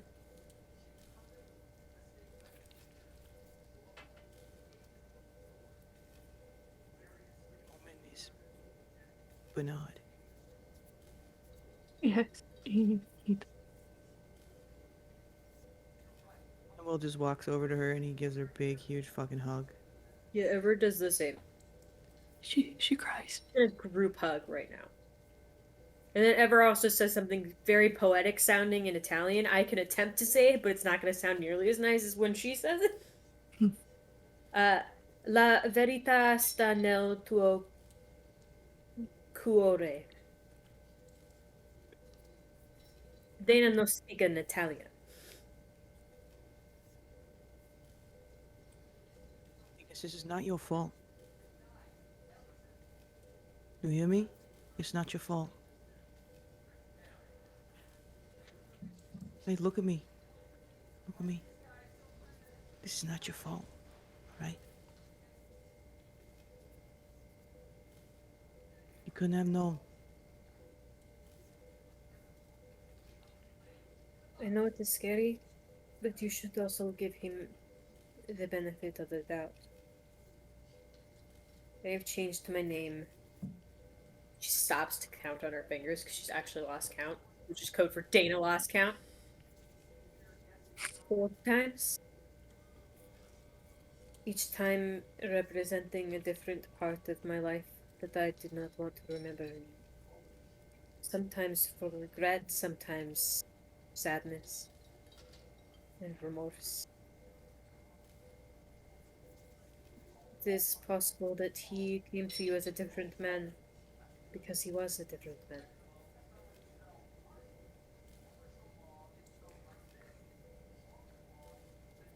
It's gonna fucking hurt. Really fucking bad.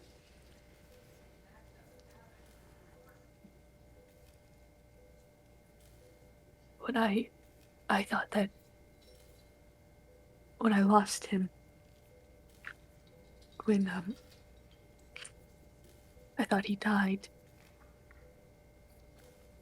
I I wanted to die as well. I just knew that it would never be better. That I would never stop hurting. And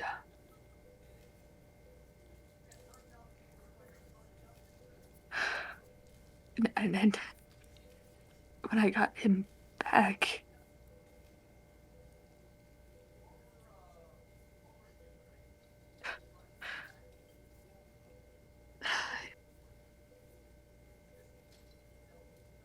I don't know what to do.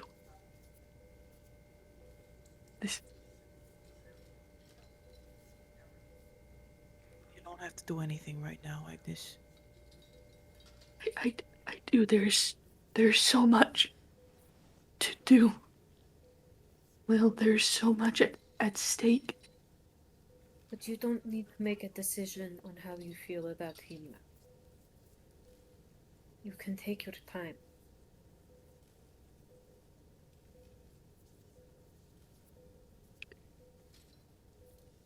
I think he thinks that I was going to kill him. He at least gave me that option last night. I think he confused you and me. Yes.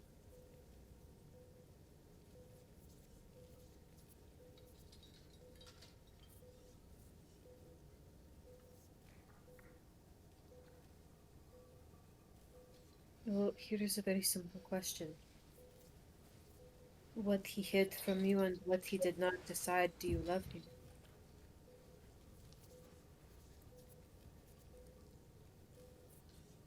Can you repeat that for Rachel's benefit? And what he did and didn't tell you aside, do you still love him? Of course. If I didn't love him, this would be easy. I think that makes it easier.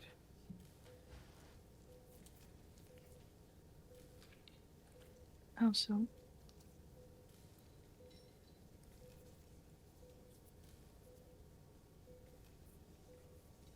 How so?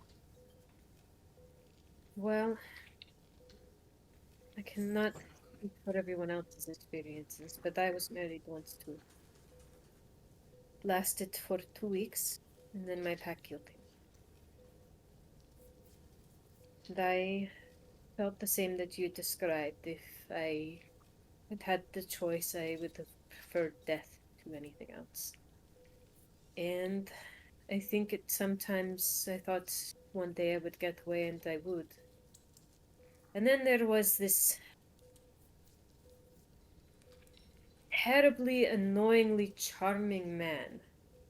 Picked up my earring off of the ground and helped me to believe in love again. She's gonna look at you and she's like, yes, you dumbass. You never told me all that. I don't like to talk about him.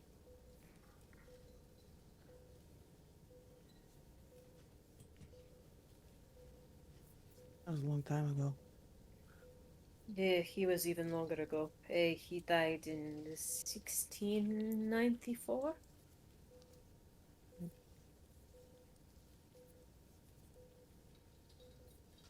But I believe that love is the most important thing. And sometimes it is the only important thing.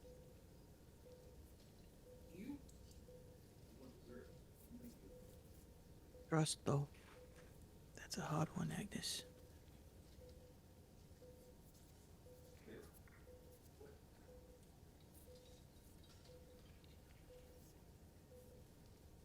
But hey, I mean, you live long enough Gotta do some shitty things, right?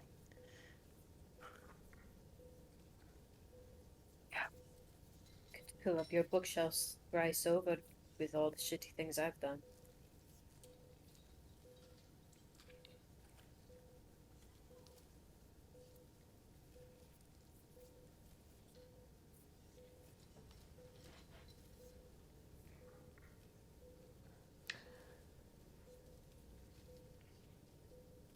Well, Agnes, I really don't know what to say. Sounds like quite an ordeal. I think there's sounds like this group has gone through a lot, especially these past few days. You are included in that. Just in case you weren't including yourself. What I mean to say is, who hasn't done some shitty things? Oh, I don't believe Agnes could do any shitty things at all. I haven't really. I've embraced people, if that counts as shitty. I don't think it. Some Not people. when it's done out of love. So maybe Agnes hasn't done a lot of shitty things. I guess this comment is more directed at Will and Epper and, also Agnes. Fair. I think we should all just keep in mind as we journey forward in the next few days to not do more shitty things. And Agnes, it's the first time for you doing shitty things. Hey, I successfully didn't kill the man that buried me alive for 10 years. I think I'm doing a great start. It's really fucking surprising, actually. I'm I very was impressed surprised too, at your actually. self-control. I was That's- surprised too. I expected to want to cut his head off and then sew it back on and then cut it off again. And I'm sorry, who was that again? It is pretty helpful. I Hey. think that maybe that is. That's not important. Okay, yeah. It's not important. It's fine. I really appreciate this moment that we were all able to share here, and I appreciate your honesty a lot. But you all know the position I'm in, and with that said, I promise to honor the confidence of this conversation. But I do think it's something we're going to need to think about. And again, I just encourage anybody from making any really rash decisions for the next few days. I'm going to head out for the night. But if there's anything I can do, feel free to reach out. Just so we're clear here that it's a two-way street, and we gave you a lot of ammunition tonight, so I hope that counts for something.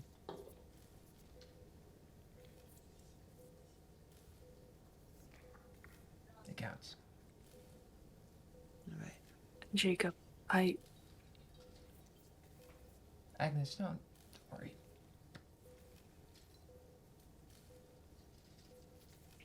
you don't have to fear Roman and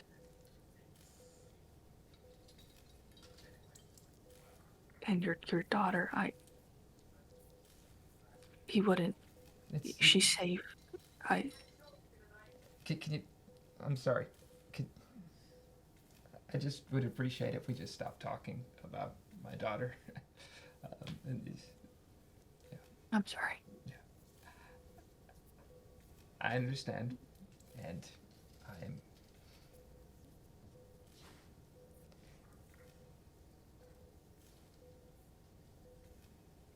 I understand.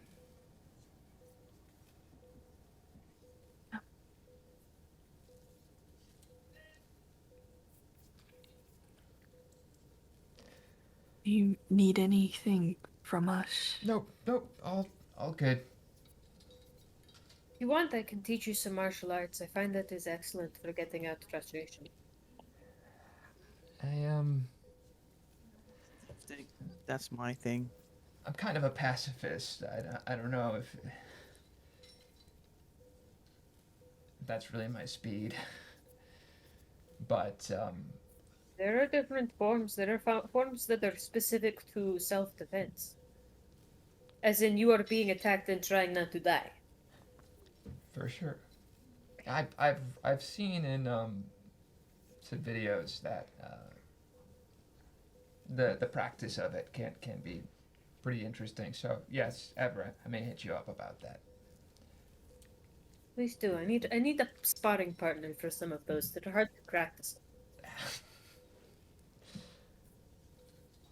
I can also I help just you trashed find all one the of those. Mias. I just trashed all the Mias in my place. Wait, why But- did you? Yeah, that's a good idea. I think as Jacob leaves is where we will leave the session for tonight. It was a long one. Thank you for your patience.